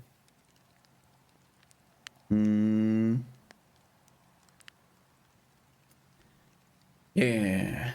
Other than that, yeah, I enjoyed today. Was quite fun. I think with how everything is right now, we will probably be able to be done with Ratchet Clank 2 in like 2 streams. I would. Like there is the level that we have now. We will be... There's a bonus mission we can do. There is the arenas, obviously, if we want to do that. But I think there's like 3 levels left. Each level is like an hour maximum, I think. So yeah, next stream we will be just going forward with the story.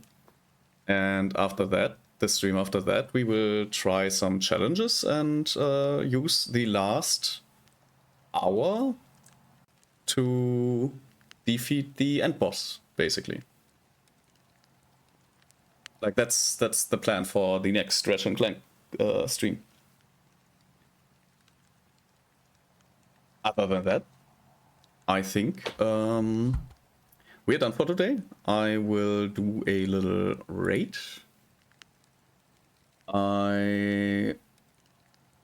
Right, there is can do a category. Is there any like I've for a long time I have not really used the raid channel thingy. Like, how do you use this? Can add following, so I can only see. Okay, so I can only I can do like follower stuff. Oh, I have actually like good information actually on the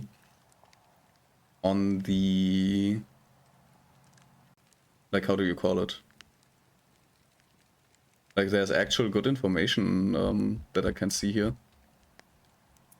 But it's also kind of less information at the same time, basically. Let's see.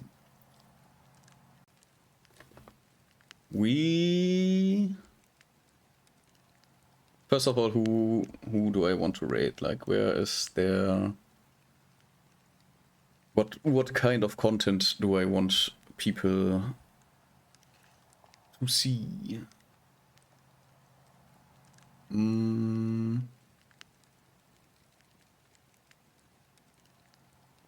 many people currently.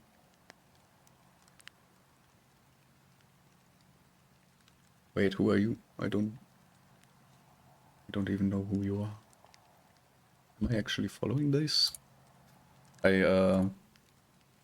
I will swap to my old way how I did stuff. This is kind of not the thing I'm used to.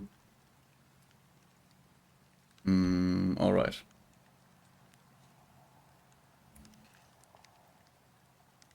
Oh, I think. Let's see. Is she in my raid history? I don't think she is in my raid history. No. So I think I will raid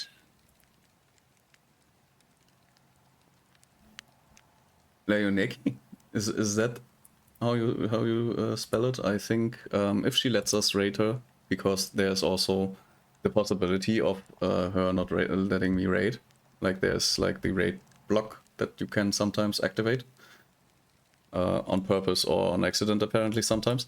So yeah, I will be trying to raid her. And if anyone is still here, we have the raid command for the raid message, where if you want, you can copy the message and leave it in the chat as a little raid. I will be doing that. And yeah, I will try to raid Leoniki, who is an English VTuber who is currently making some art, and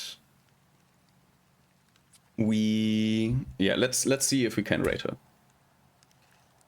Yes, we can rate her. Okay, so yeah, if you want, you can copy the message and leave a little rate message.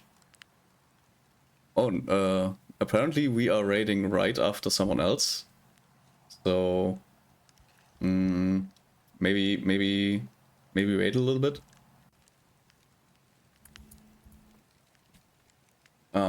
Let's see.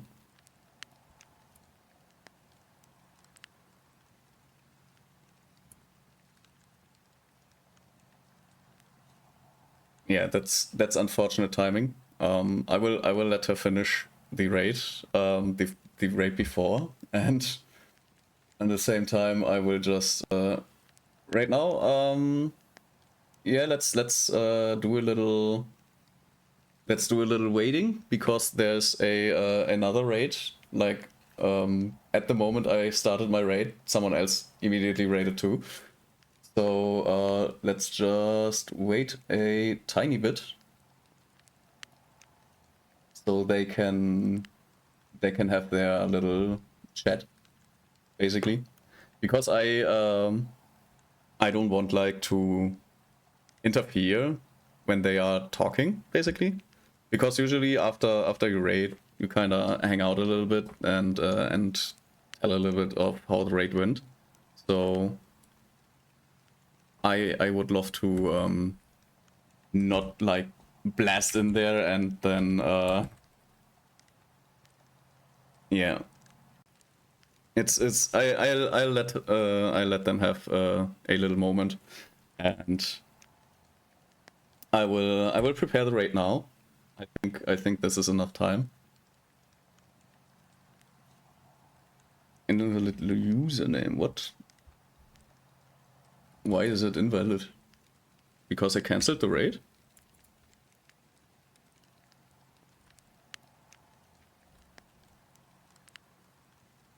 No, okay. So yeah, we are raiding now. Prepare your raid messages.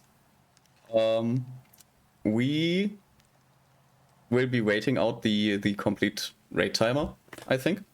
And that should be enough time for them to like wrap up their raid talk, so I don't like what do you say? I don't like cancel their talk, basically. I hope that's enough time for them, because the raid timer is quite long. Like the bar is like, I think, is it a minute that you basically have for your raid to decide like to cancel or to raid now?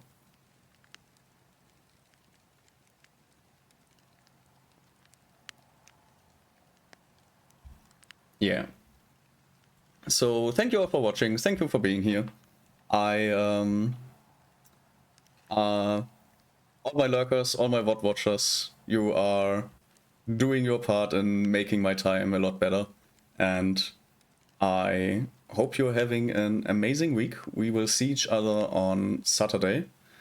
And I hope you're having a great week. Goodbye.